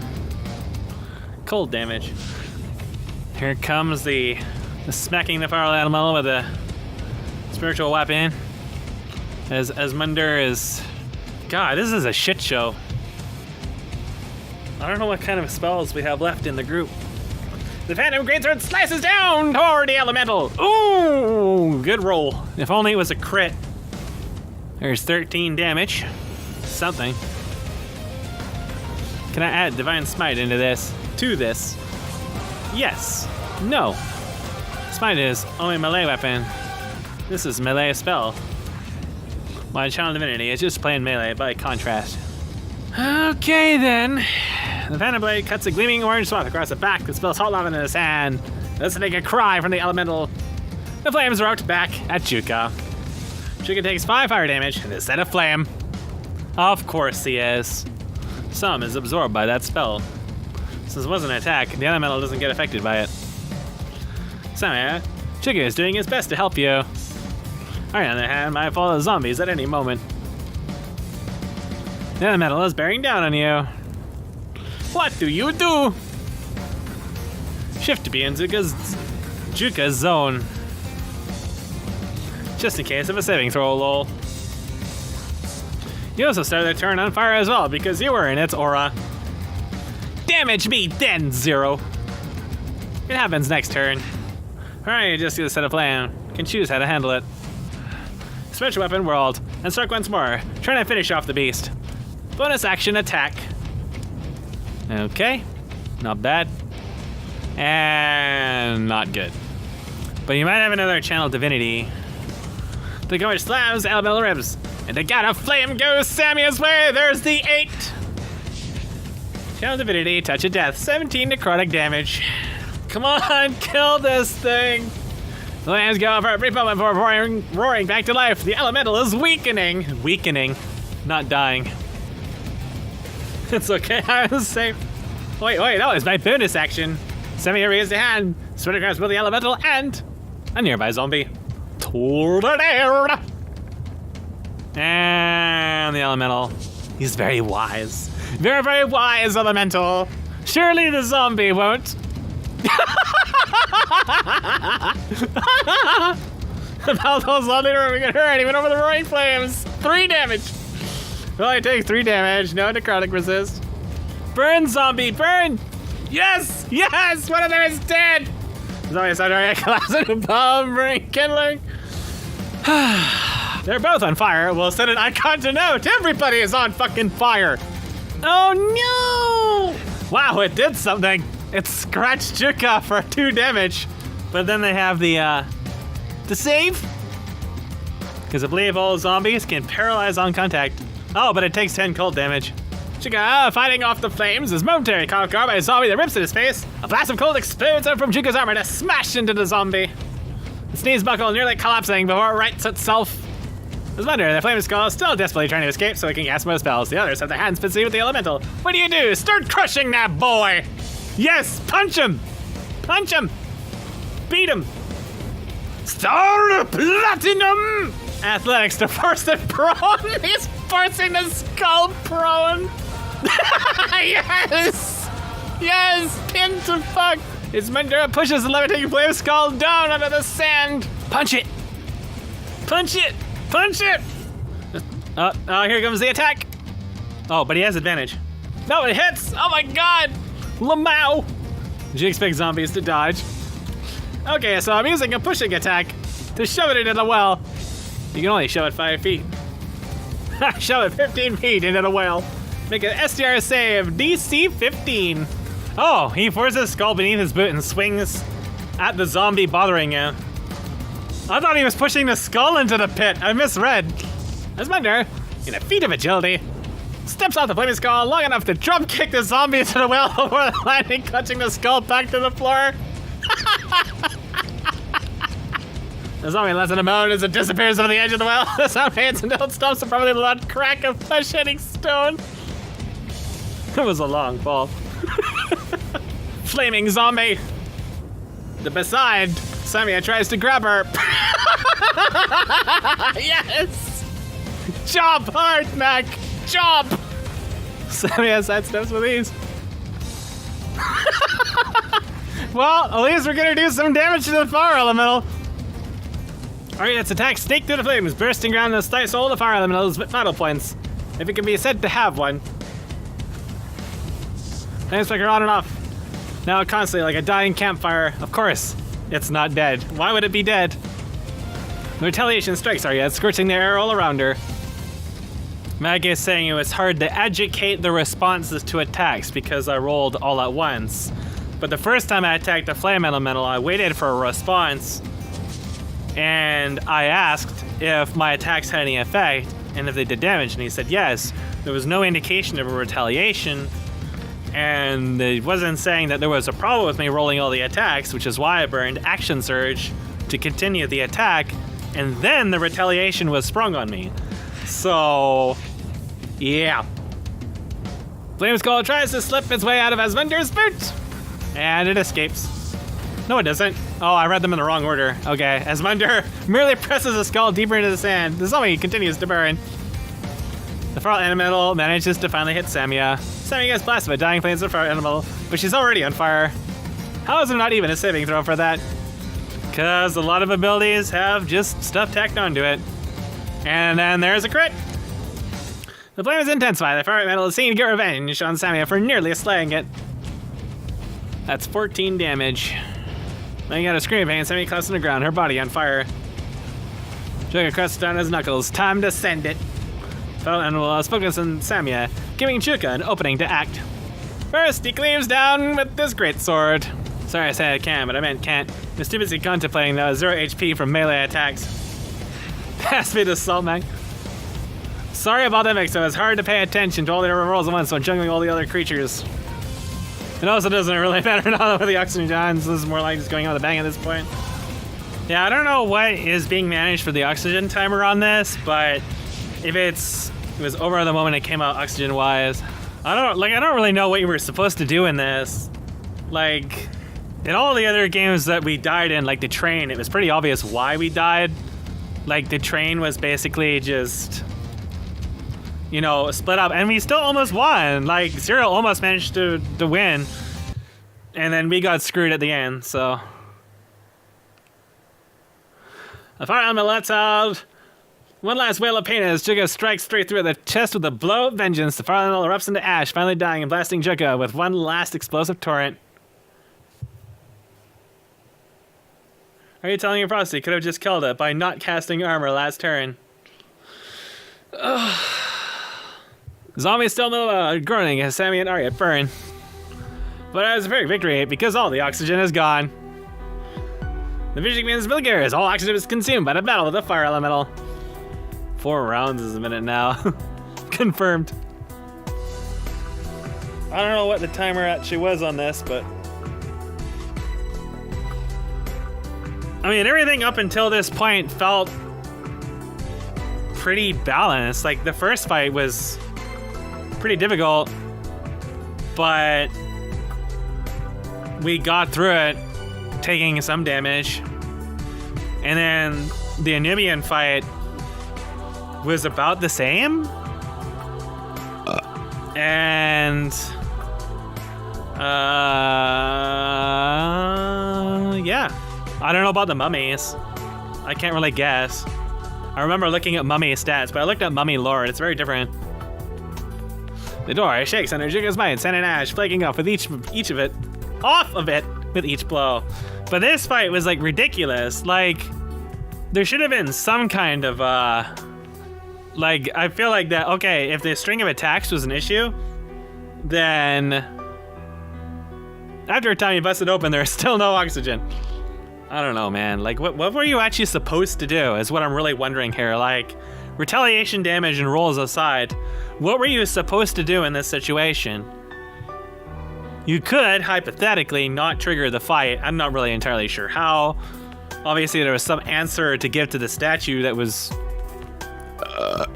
But even then, if the auction was so limited that 3 combat rounds, which was 12, 18 seconds, was enough to burn out the entire domain, including the room outside, because it's saying there's an auction outside. How are we actually supposed to survive? Because we skipped an entire fight. We skipped the entire mummy fight, which should have been a huge amount of extra time on our behalf, because otherwise, if you factor in having to fight through everything, you know, in terms of oxygen time, I don't know. Ugh. It's fought enough battles, win or lose, to recognize that it's over. Even if they escaped this room, even if they got back to the main chamber, even if they made it out of the intersection, there was whatever was left and explored the other side of the east.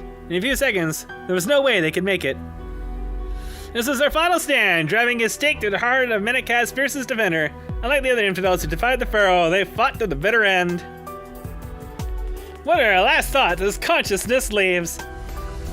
And this is all stock stuff too, like, but some of the stock stuff in this is balanced so poorly. Like, I did a damage reflect in Starsworn, like the Beholder had a damage reflect, but the thing about damage reflect is it scales. So you don't want something that immediately turns everything into total cancer, which is kind of what this elemental did, because anything that hit it reflected, unless it was really far out. Well, you can't fight it really far out in this room. So besides all the incidental damage, you are also taking huge amounts of damage whenever you attack it, which doesn't really make a huge difference if you're a spellcaster.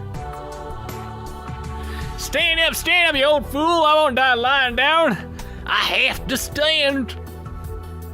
Besides, then Sammy and Arya had already drifted off, saving his realization. He props himself up on his sword. Go trigger the trap! Go see what the trap does all this time. Ugh. Like, the fire elemental, I go through the DMG and the monsters all the time looking for ideas for stuff, and some of them are just so... Like a lot of them are just really not that interesting. Like, you have the original rock and I don't know if it was eagle, but a lot of the animals that, like, it's basically just a wall of health and a peck.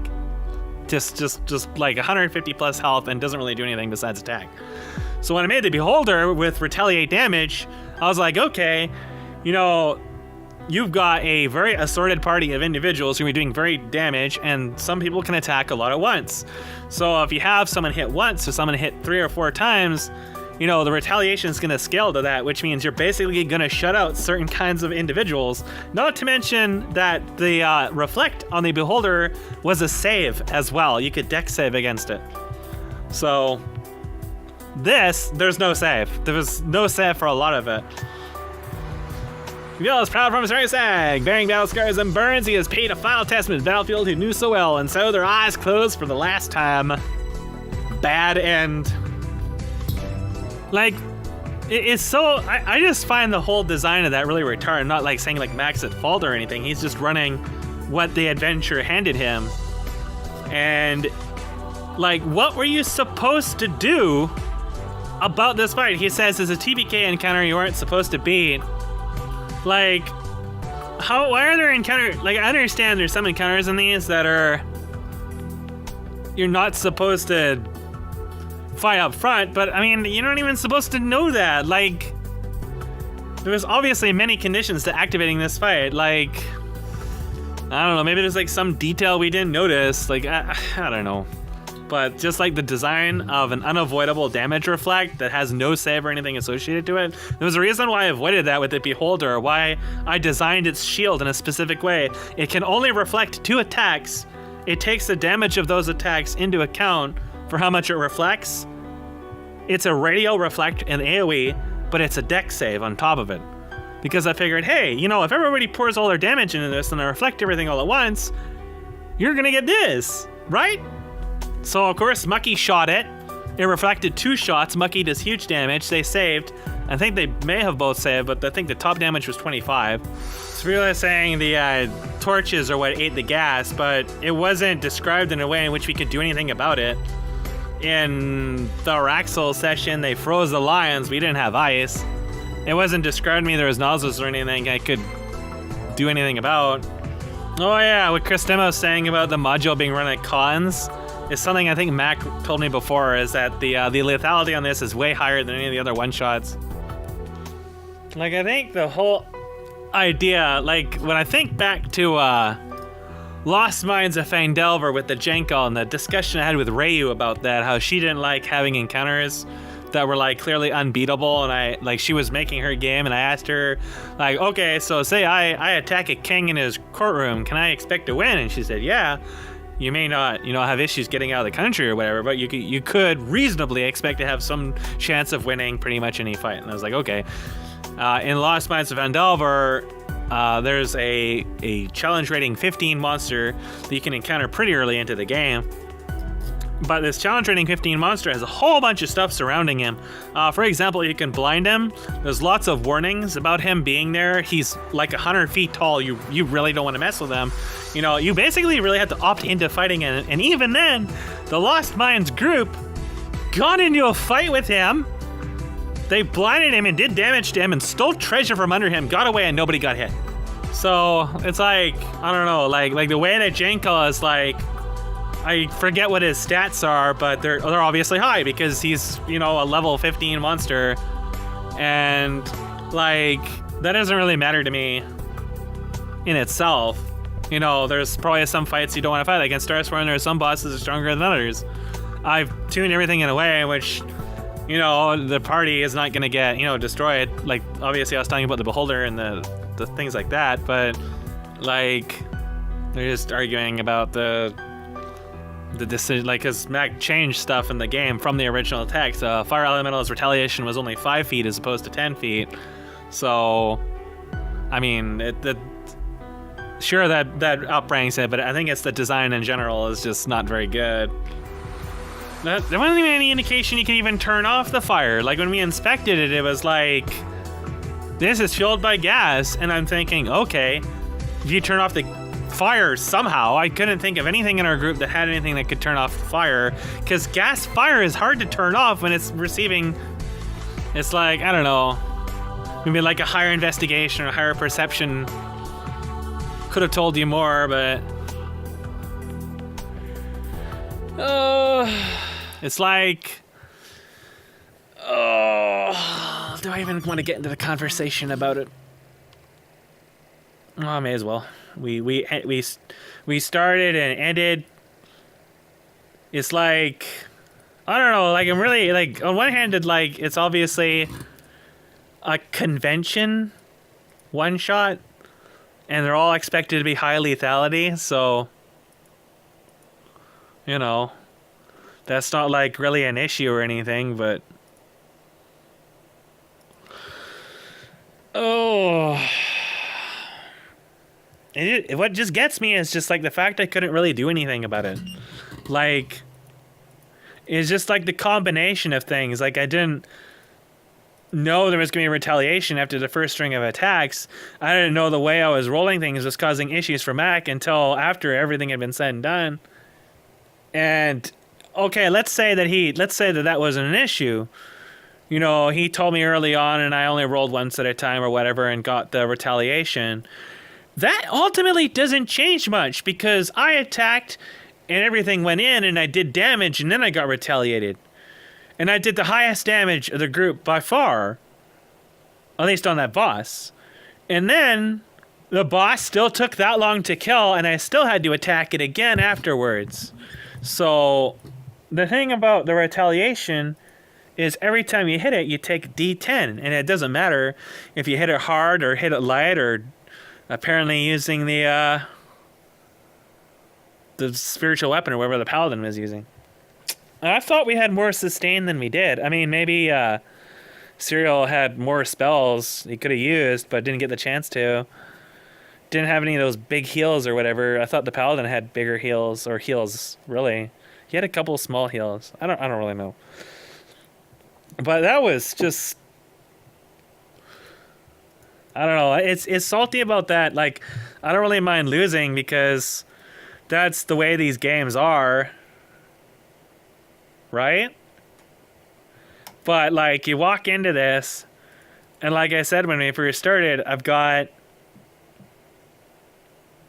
you know, only one thing I can do. So I can't even fight that unit. You know, I can't fight it at all because I just die attacking it. It's like thorns, except you can't regenerate. It's really, like, it feels so arbitrary. Oh yeah, the other thing about the Beholder's Reflect is it was a reaction, a shield, and it had to charge up over several rounds to use it again. It only got to use it in the entire fight. Because I was so wary of adding it. I wanted to have damage reflect because in some cases it makes sense, but I didn't want it to be a binary, you can't interact with me, which is what the fire elemental is.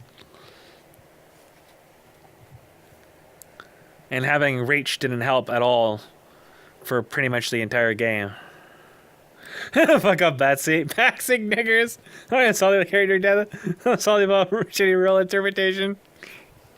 Like, I don't know, it just feels bitter for it to end like that. Especially after so many fights we had barely gotten through. Like I guess the first fight really doesn't count, but it felt really, threatening early on. The second fight was a lot closer.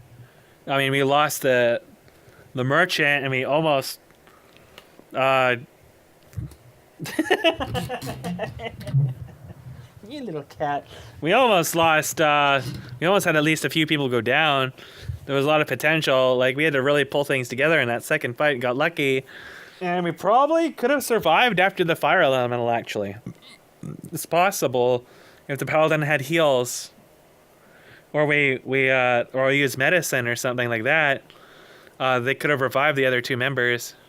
But, it's funny how you look at this character and it's like the most broken ass shit you can imagine, the AC. And it almost had no effect in the entire game except for the fight that we weren't even supposed to win because of zombies. But that's because the zombies had such low attack to begin with. Well, that's that. That's the Menet-Ka one-shot. That's, there's so many things in this that were just dependent on information that even if you had it, you may not have been able to do anything with it. Like the elemental retaliating. Even if you know about that, what can you do? I can't attack it anyways. We don't have enough heals to tank through attacking that thing and everybody taking that much damage. If you're a caster-heavy party who can sit outside 10 feet all the time, then maybe. But if you've got free melee, what the fuck are you gonna do? Like, that to me is why that's stupid. This is very biased against certain things, and that's why I don't use those kinds of units in my game. So, yeah, it is what it is. Take it for what it is. Had some good moments, some not so good moments, some nice salt, and I'd say rightfully deserved in some cases. There's lots of arguing going on about the air mechanic, because apparently you're not supposed to die immediately to air, but Mac rule that is an instant death to avoid lots of roaming around.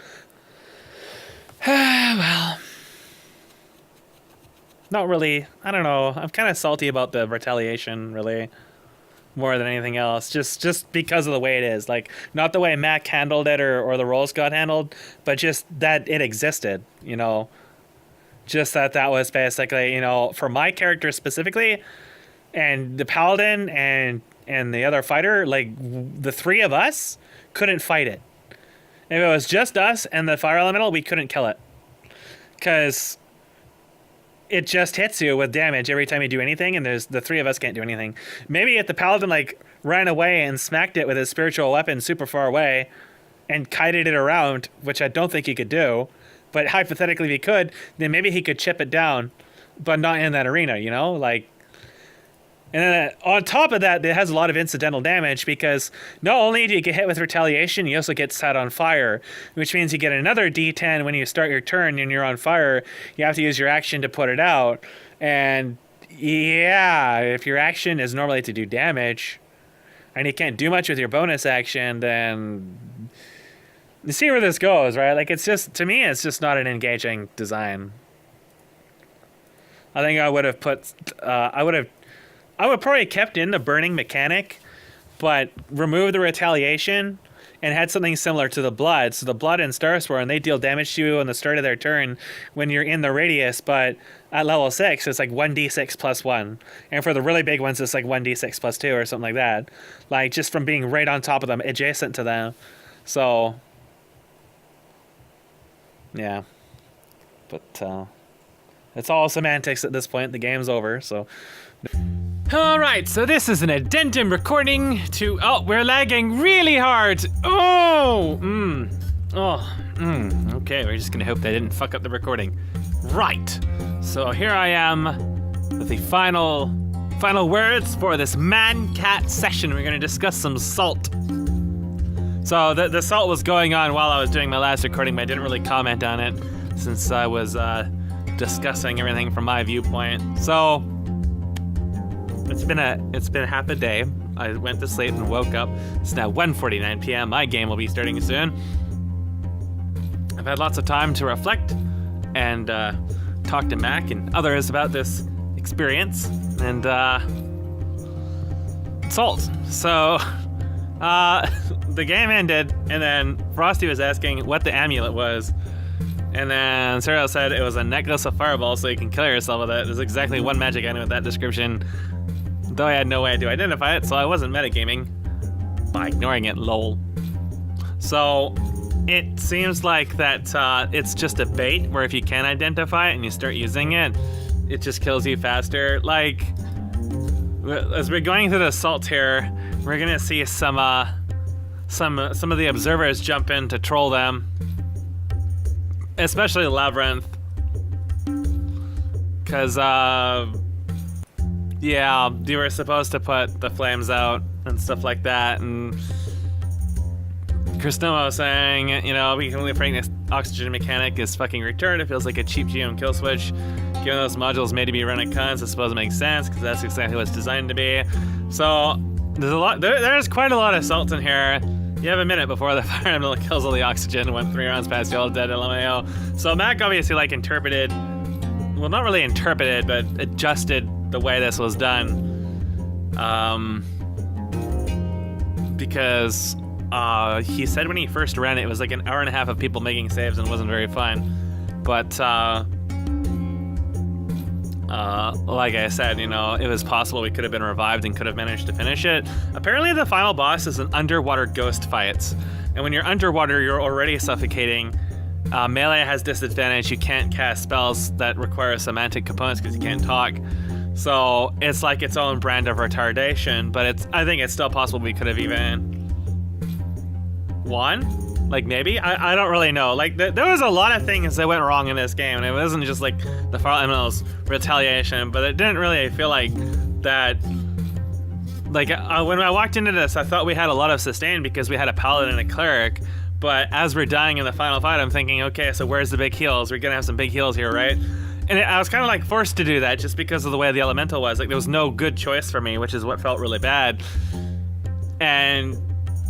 at the same time, we didn't have heals, really. I think Cyril said that if I went down, he could get me up again, but obviously he went down and there wasn't really anything he could do to stop that. I feel like there's a couple things the fight could have been played better. Like, for example, Cristemo had a Goading Strike and still had a sizable amount of health. If he was able to Goading Strike the Fire Elemental, then it would get disadvantage on everyone except for him, and he would take damage. But then, like, if he did it early enough, then Cyril wouldn't have gotten blown up by the 2 hits, probably. So, it's, yeah. But there was quite a bit of salt here, so Cyril ended up acquiring the adventure book that this is based on and was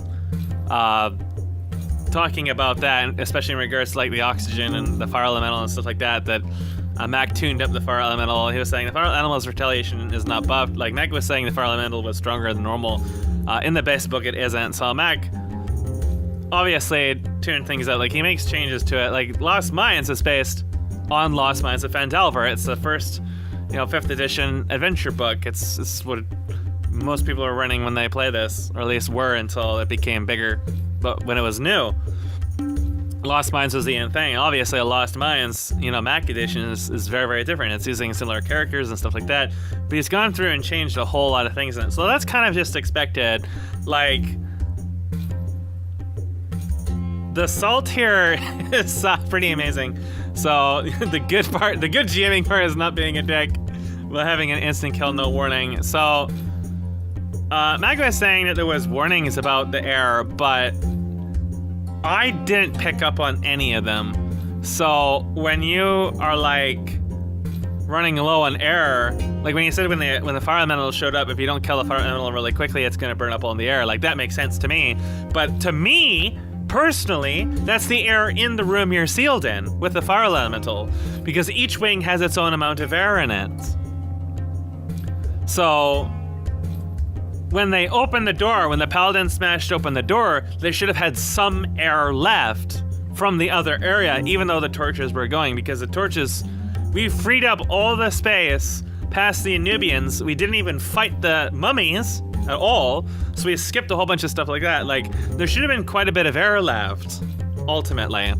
But if there wasn't air left, then I would have expected some warnings, like you start, getting a headache and other effects from, like, asphyxiation. You're starting to run out of air, you're starting to feel lightheaded, the air feels thin, you have difficulties breathing, kind of like really big red flags like that before we got into the elemental room. But there wasn't really anything like that. So to me, it kind of just came out of nowhere when he said that, the oxygen and ran out, especially when the Paladin opened the door. Like, that to me was really, like, off guard. But so it was like it was, I don't know, like, I'm not, like, blaming Mac or anything for that, because like he was telling us, you really should have died way before we even found the fire elemental. But the fact, like, to me, it doesn't even matter when we died. If we had died, like, 10 minutes into the session or 6.5 hours into the session like this, like, to me, it's just, like, a bad design to have a switch like that, and particularly because there really wasn't any easy way that we could get rid of the fire. Like, when I looked at it, also, I mean, a lot of the perception rolls too. He said there was, like, a potion of air breathing or something in the hallway that we didn't see, because all the perception rolls were so fucking bad looking at the traps and stuff. And you know, there's definitely going to be lots of stuff you're going to miss when you're getting low perception rolls and stuff like that. But this was like, you know, a mission critical thing being the braziers is they're fed by gas. And it's like, how do you block gas? Well, okay. One of the other groups said they put in water and then they froze it. Well, we didn't have any freezing abilities. I was thinking last night, maybe if we just like ferried in sand and then wetted all the sand, would that stop the gas? You know, it could take like half an hour longer in game time to do that, or you're really going to get much out of it. So it's like in Mac's view, as he was saying here, you would have run out of air before the actual fight because you left the flames on the entire time, but I wanted to let you go out a bang.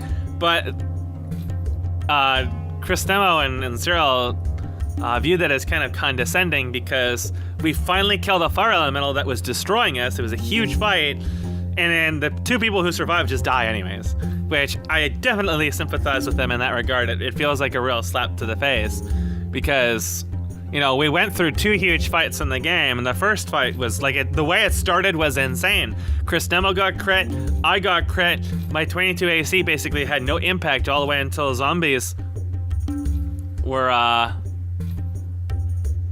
just destroying themselves, doing nothing, flailing at me while I was on the ground dying and on fire, and the zombies still coming at me.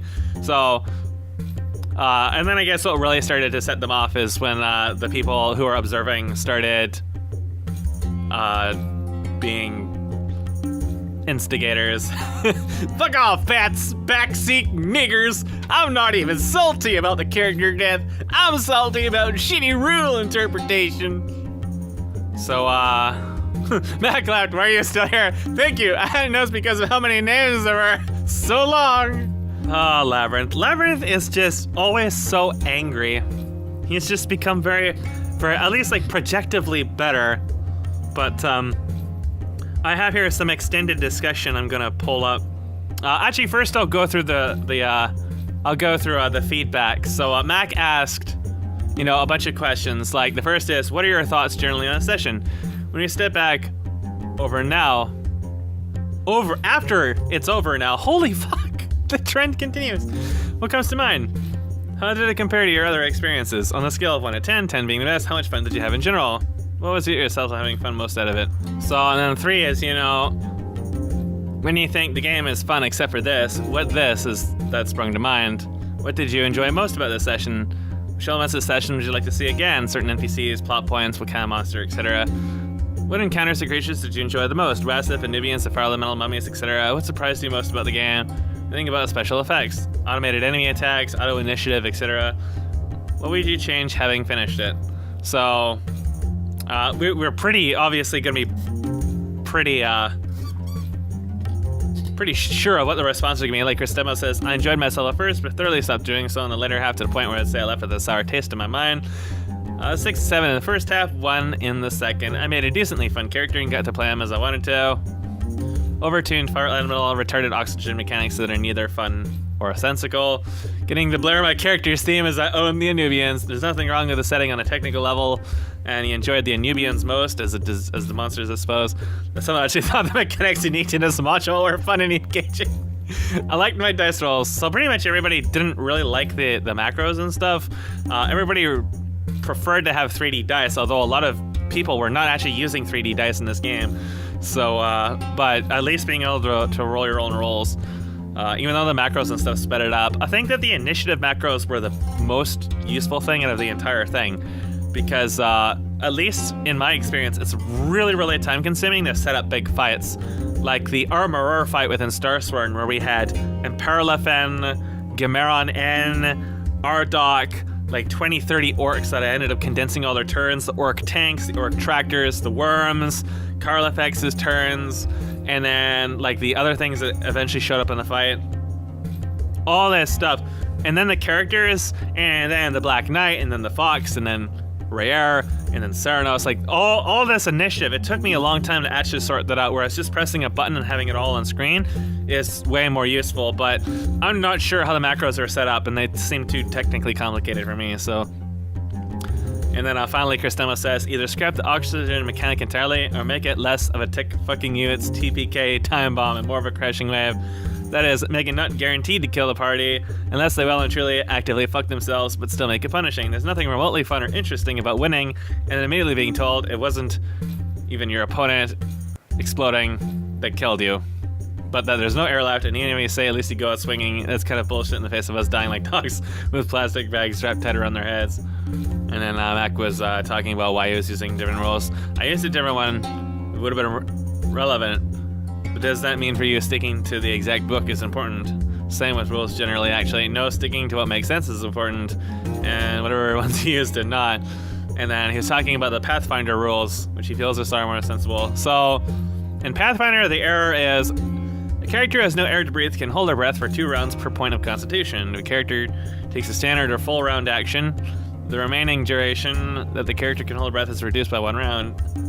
After this period of time, the character must make a DC 10 Constitution check in order to continue holding our breath. The check must be repeated each round with a DC increasing by +1 for each previous success. So keep in mind, I don't know if Pathfinder is different, but in 5th edition, each round is only 6 seconds. So, like I was saying before, the Fire Elemental 3 rounds, we only had 18 seconds in that entire time. So if you're counting the raw time in terms of each combat round, 18 seconds from the elemental spawning to us running out of air is pretty crazy. I mean, you think about the Fire Elemental is really big and consuming a lot of air, but for the outside to also be out of air on top of it was kind of insane, considering we came out of it with no real hints that we're actually like really close to being out of air, at least that I was aware of. So it to me, like for all of outside to also be out of air was really just like astounding. Slow-sification. A medium character can breathe easily for 6 hours in a sealed chamber measuring 10 feet on a side. After that time, the character takes 1d6 points of non-lethal damage every 15 minutes. Each additional medium character or significant fire source, a Taurus, proportionally reduces the time the air will last. Once rendered unconscious, so the accumulation of non-lethal damage, the character begins to take lethal damage at the same rate. Small characters consume half as much air as medium characters. And Mac is saying, D6 for 50 minutes in an airless room seems weird, but I think that's like the process of it not being completely out of oxygen, but being really, really low in oxygen and slowly asphyxiating. So, and he's saying it takes you 3 hours to suffocate. But that's the thing, though, is the way this is scaled is it's not like you suddenly enter a vacuum because the air disappears. That's the thing. Like, it was a very binary switch that just suddenly got everybody killed. And it sort of made sense while we were fighting the fire elemental because we were in a very small sealed space. But when the fire elemental died, then again, that sealed space also had a huge pit in it, and that huge pit would have been full of air too. So it's not like, you know, like a 10 by 15 or 20 room or whatever it was that the fire elemental is burning up. There's also all of the air in the pit underneath it. So that room deceptively has a lot of air in it that just disappeared immediately. And Cyril's feedback was what was fun, but with no social element aside from the nat 20 on the mummies, it was somewhat dry.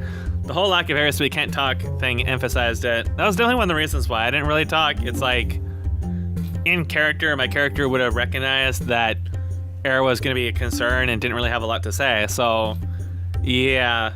He continues to say, I may have also watched the characters not clicking, but I don't think we had the opportunity to find out.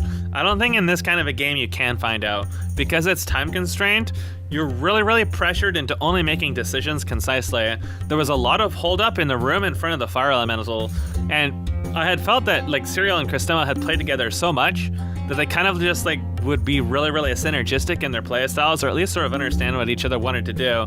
But that kind of really broke down in the beginning of the fire elemental room. I thought you were supposed to prostrate yourself before the statue, like rub your prostate on it, and then grab the tome, like in prayer. And then it asked for a name, and I thought that the name that it gave was the name to give, but it wasn't. So I'm not good at puzzles and stuff like that. I obviously wasn't paying attention if the answer was more clear than that.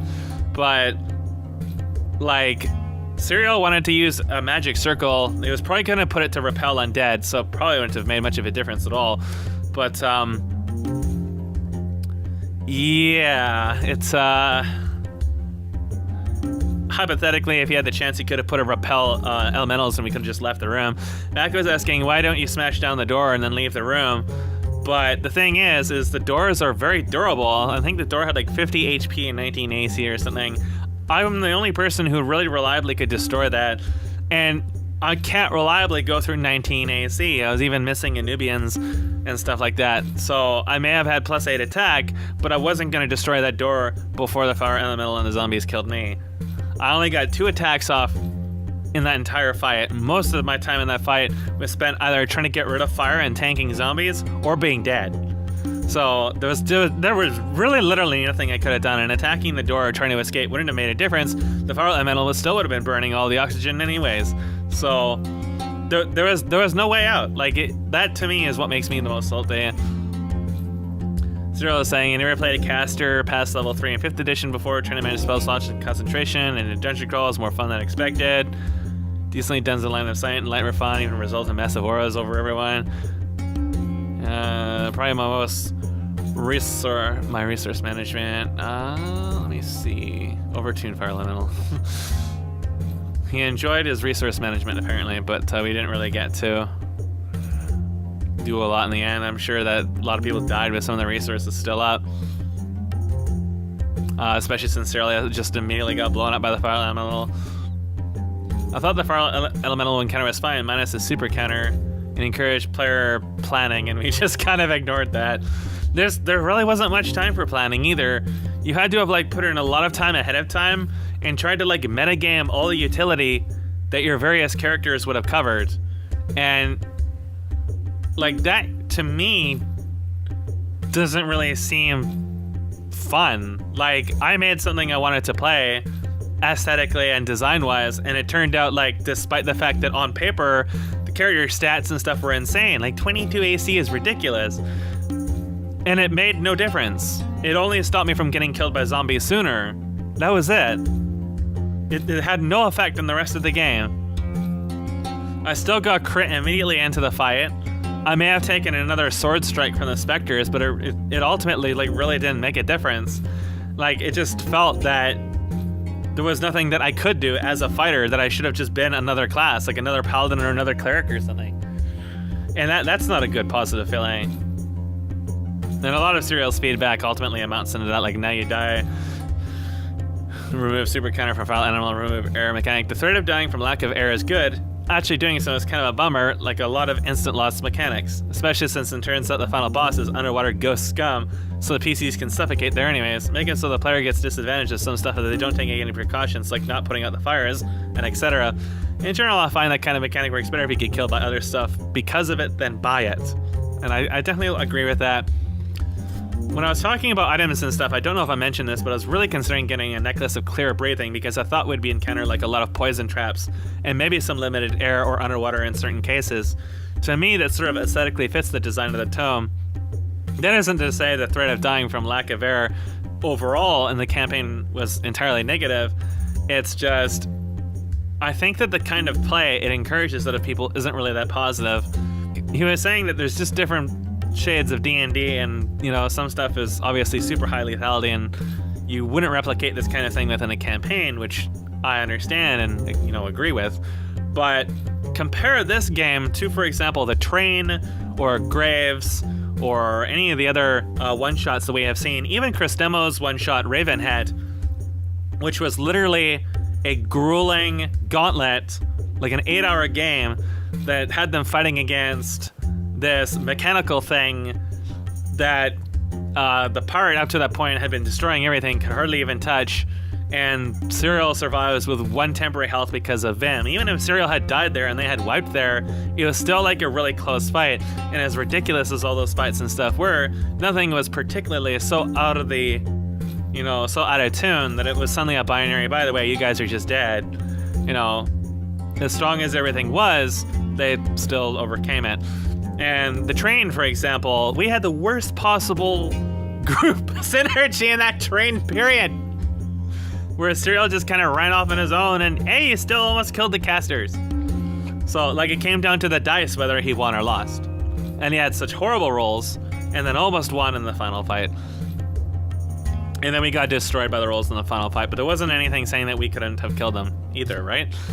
So, that was more like just the rolls. But the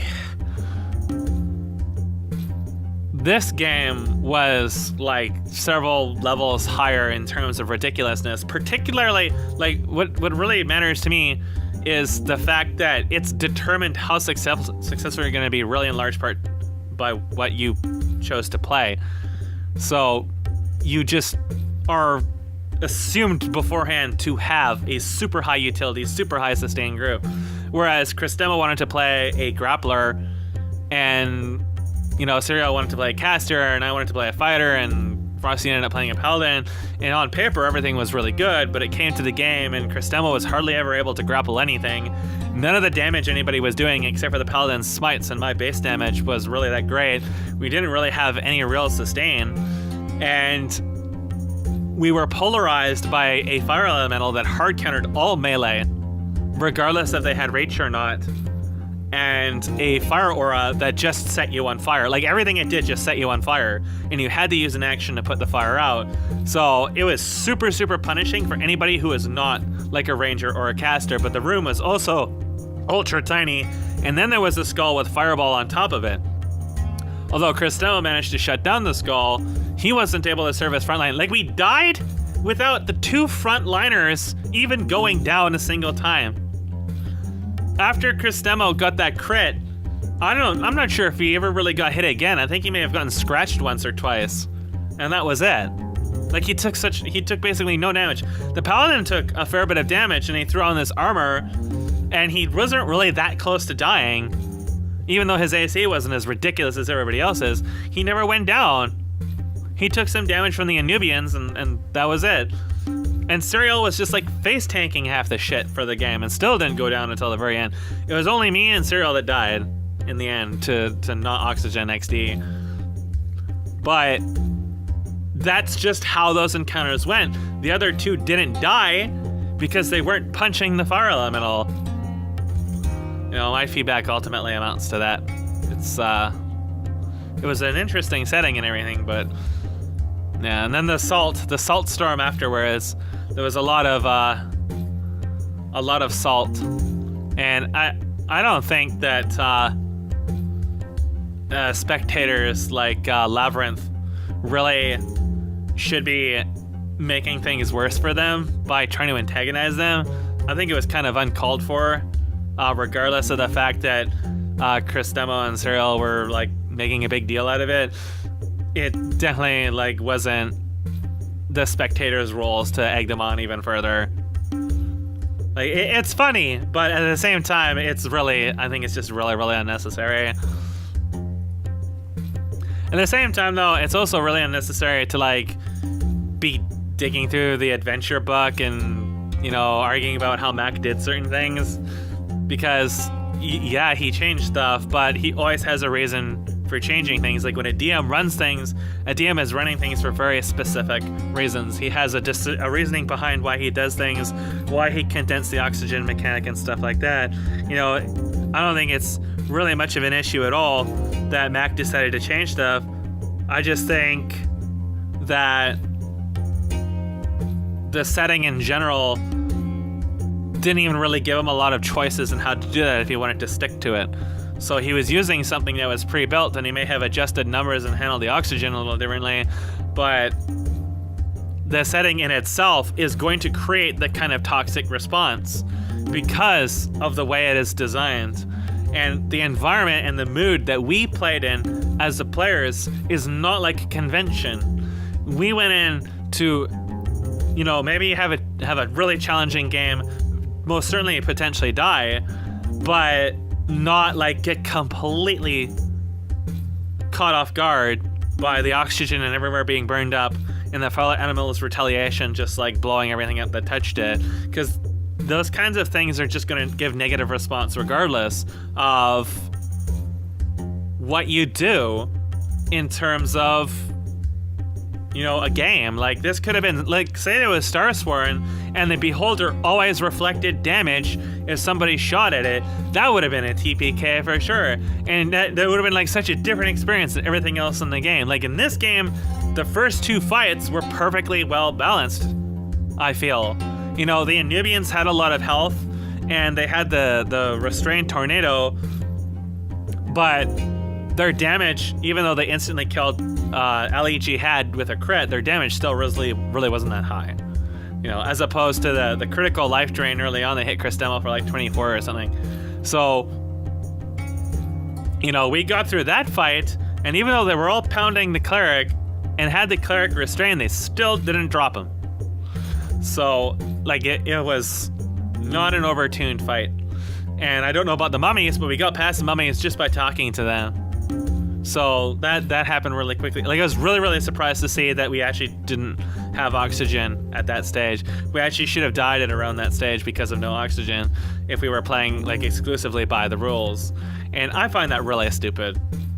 Just like, because what if you can't do anything about the Brazers? Then you're already dead. Like, it doesn't even matter what decisions you do.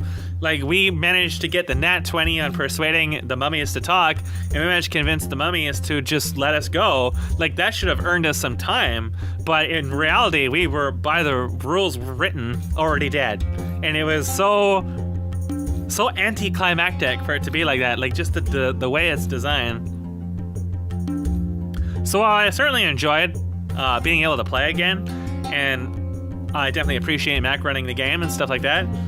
At the same time, I feel like that when he was making adjustments to the adventure, he could have made more adjustments. Like, he should have just like got his hands dirty and just really like retooled a lot of stuff, like the oxygen mechanic, because, you know, just because of the environment that we're playing it in is really different than what it was evidently intended for. So, you know, I think having it punishing and challenging is all right, but at the same time, it was like,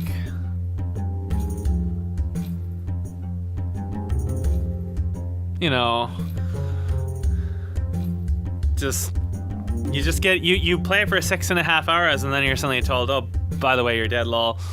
And that's what makes them really salty. Like, for me, I'm kind of impartial. Like, I'm just happy I got to play, but at the same time, I would have liked to have seen us, you know, the fact we killed the fire elemental finally, able to pick ourselves up and at least make an attempt on the final boss, even if we're slowly suffocating. It could have made for a much more intense final fight, that we were really close to the timer and we're suffocating and maybe taking like damage or even exhaustion or something from it. And then we finally like kill it or die to it or whatever, as opposed to just, oh, you're dead. When beforehand, I didn't even know we were close to running out of oxygen elsewhere. I knew that the room was sealed and stuff, but I didn't know that the rest of the temple was that close, because there's only 18 seconds of combat time. So I didn't think it would really be in that big of a difference, considering we just opened up a whole bunch of other wings and stuff. There was a maze and all this other stuff that we went through, and it just didn't feel like that the way the oxygen was timed out was really even remotely resembling what reality would have been like, which really made it hard to play online, where it's supposed to be more roleplay heavy. And you really, like Serial was saying, you know, we can't really do that in this environment. So I think that, like, if you wanted to take something away from this, I think that as a dungeon design, it's quite all right with the limited air and stuff. But I think it works better in a campaign and setting, where the air mechanic is really heavily reworked. Because in a campaign setting, your party synergy is likely to be a lot higher, and you can tool things a lot more intelligently, rather than making like a vicious gauntlet that kills 9 out of 10 parties that go through it. You can tool things to still be at the same level of challenge, but not like a fire elemental deals 60-10 to you. So, when you only have like 52 health, so, you know. Because I think that this kind of thrives in a setting where you have an existing party who's already tooled out and already synergizes and already knows how they all play and how all their stuff works. So it's a lot of people didn't like Serial's and Christemo's response to that, the overwash of salt, the salt fountain. But at the same time, you know, I think they overreacted, but I also think that some of their response is, you know, understandable as well, because this is probably the saltiest I've ever been playing D&D. This is probably the saltiest death I've ever had to this date. It's definitely like the saltiest result I've had, other than stuff like happened outside of the game maybe. But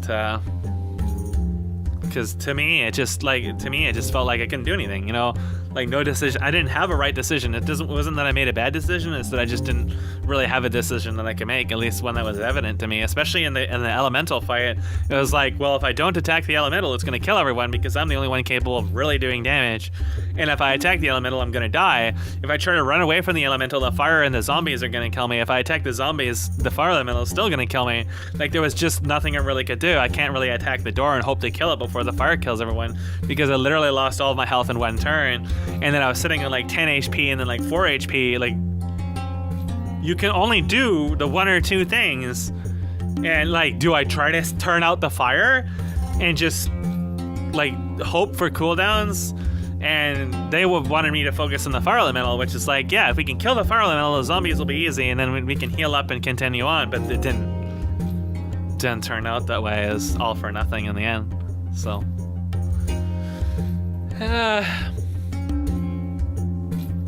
I try not to read too much into things like that, because there's a lot of circumstances in a game driven by RNG that can really screw you over, regardless of how the encounters and stuff are actually designed. You know, I was mentioning Jankal. Well, Jankal just could have easily just crit everybody that got near it and instantly killed them because it was CR 15, but it didn't. But the thing is that it was a more interactive element altogether. It was very much a player's choice to get into that situation, you know, to try to steal its treasure, to try to blind it, to try to fight it, to otherwise try to get past it. And they could have chosen to walk away and come back at a later time. In this, you're basically forced into action without being told that your actions were decided ahead of time, that they were pretty much inconsequential. So it like the encounters in this, all the way up to the fire elemental, were alright independently, but you throw it on top of that of being, oh, by the way, you're dying XD and you don't really know it. Apparently the adventure is supposed to tell you that you're running out of air quite a bit, but I don't really, like, I haven't looked at it, so I don't really know what the differences are between the baseline and how Mac ran it, but, you know, regardless, to me, I don't think it would have made a tremendous difference, but I thought, like, we were doing okay on air, even during the fire elemental fight, until Mac told me otherwise. Okay, I was going to leave the cast at that, but Mac wanted to... I was giving him like pre-release renditions of this recording, and he wanted to make some comments on some of the things that were discussed, so I may as well forward those into the actual cast. So, the first was air. So, Mac mentioned that the rooms were not actually airtight, outside of the first door that slammed on us, obviously. But, he was talking about, like, design philosophy and stuff, and how he aims more for realism and all this other stuff. But, I mean, that's kind of like a given, right? But it's also that, like, normally, he was saying that normally when you run like a campaign or something as a DM, you usually try to point out stuff that, you know, is really like important. Like you might miss like treasure or plot points or stuff like that, but usually, you know, you will have really specific stuff pointed out. Like, I guess, for example, like Jankal will be an example of the design that says, you know, this is a threat. But this dungeon specifically is the DM is instructed not to really point out anything at all, so you really have to dig for even basic things like if the rooms are airtight or not. So the fire elemental is literally just intended to burn all the oxygen in the entire dungeon when it's summoned. So to the puzzle for that fire elemental to not summon it is not just the name Menet-Ka, it's a passage, and it was on a note that he just gave us in the maze, where I wasn't there really. I wasn't able to really pay attention to that. So, because I was AFK and I like read through it really quickly, so I may have picked up on that if I was like there and really paying attention at that time. But I felt, in a way, like kind of pressured, like obviously because of the time limit, but also like really pressured to keep pace with a lot of things.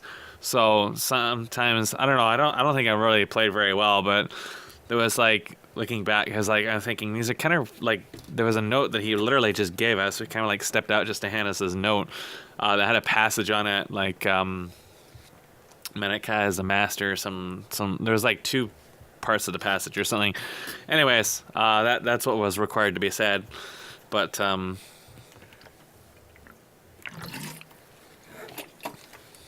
he said he didn't really mind that it was kind of a coin flip whether to survive or not based on the things, because the way that this was originally designed was, it really is just intended to kill you.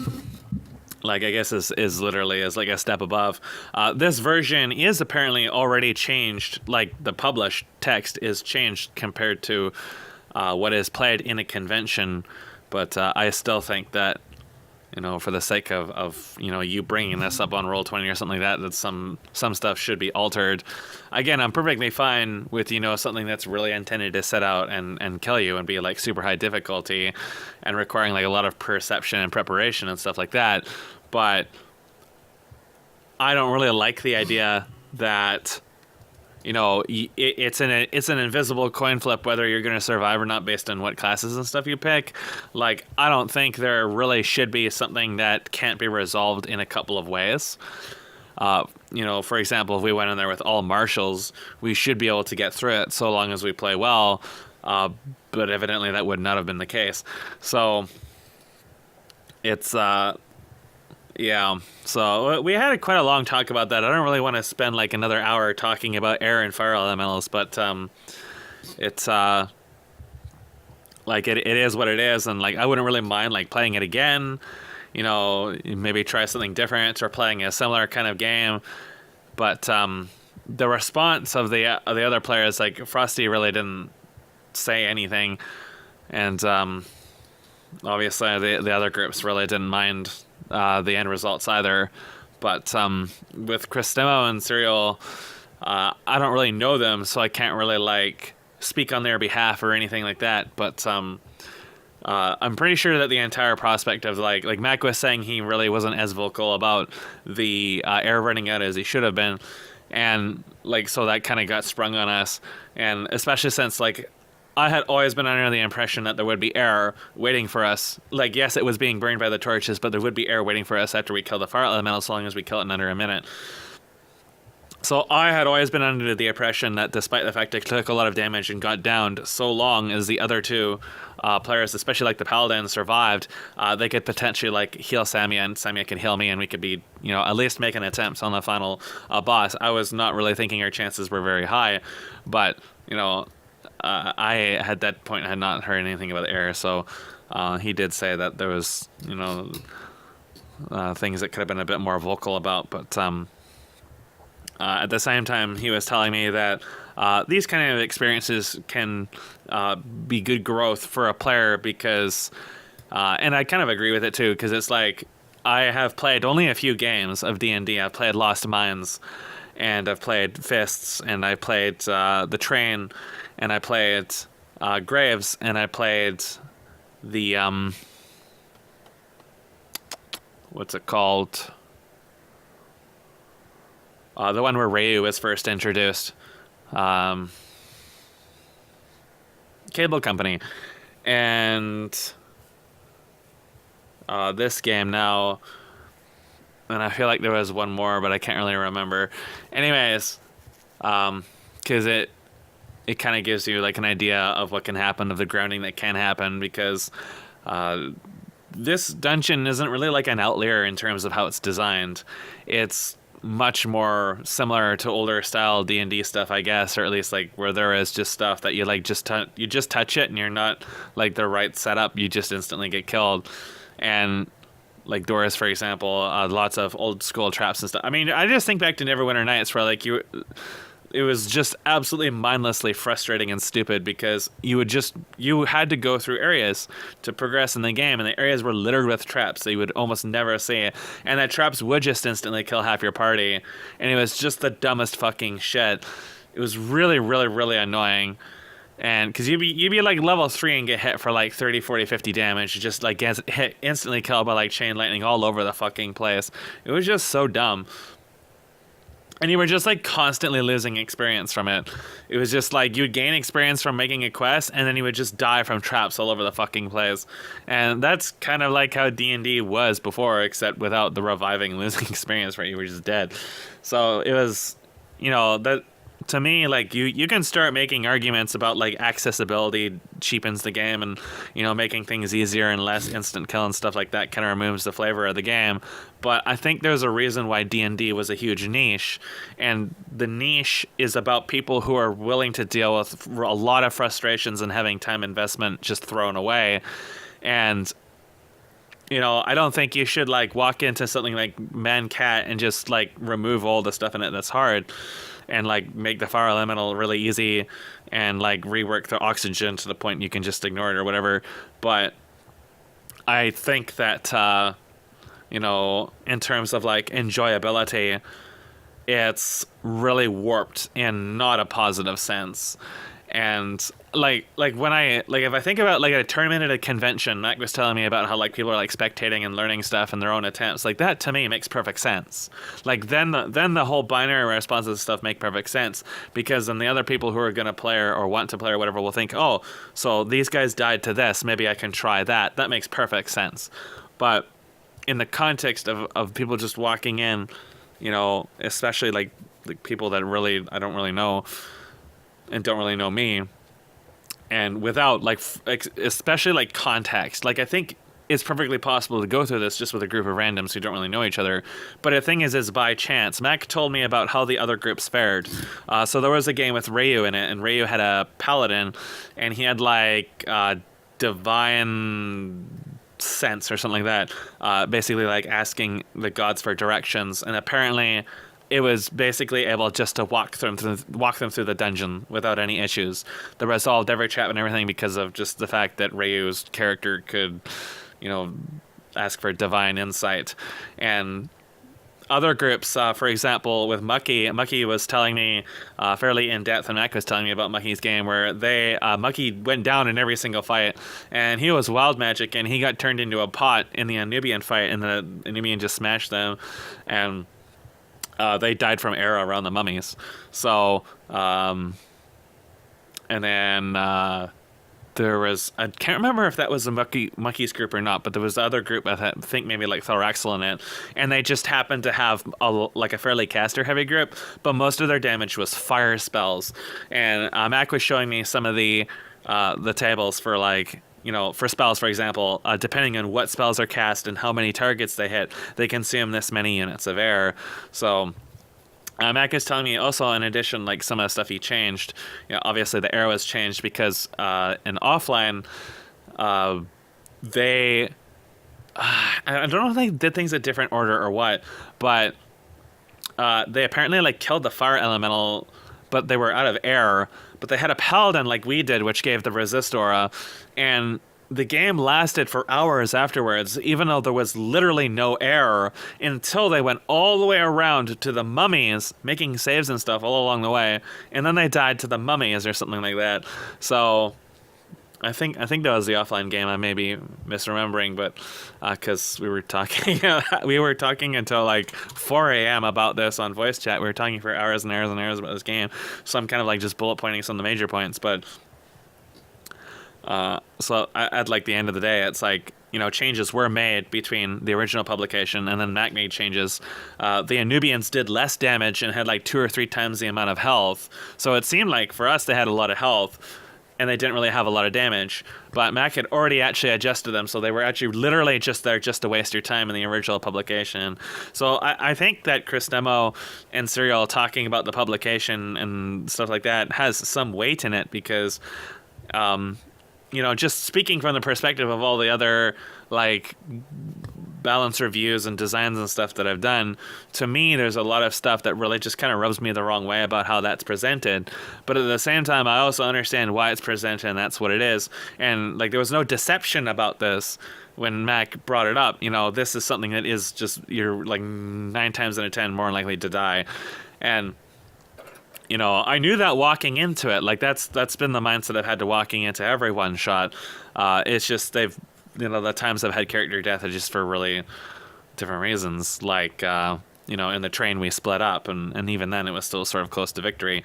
And, you know, in Graves there was a lot of danger. It's just the rolls weren't really in that favor. And he was telling me about the rolls as well. I think he said in a group with maybe like KT, and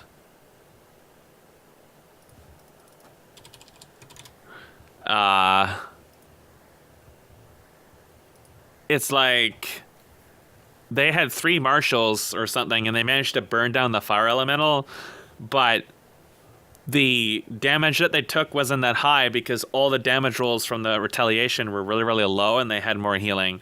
So, you know, if I like went through all the logs for all the different games, I could probably point out like a whole bunch of different things that could have been done, should have been done, would have been done, or was done, that all like diverged everything. So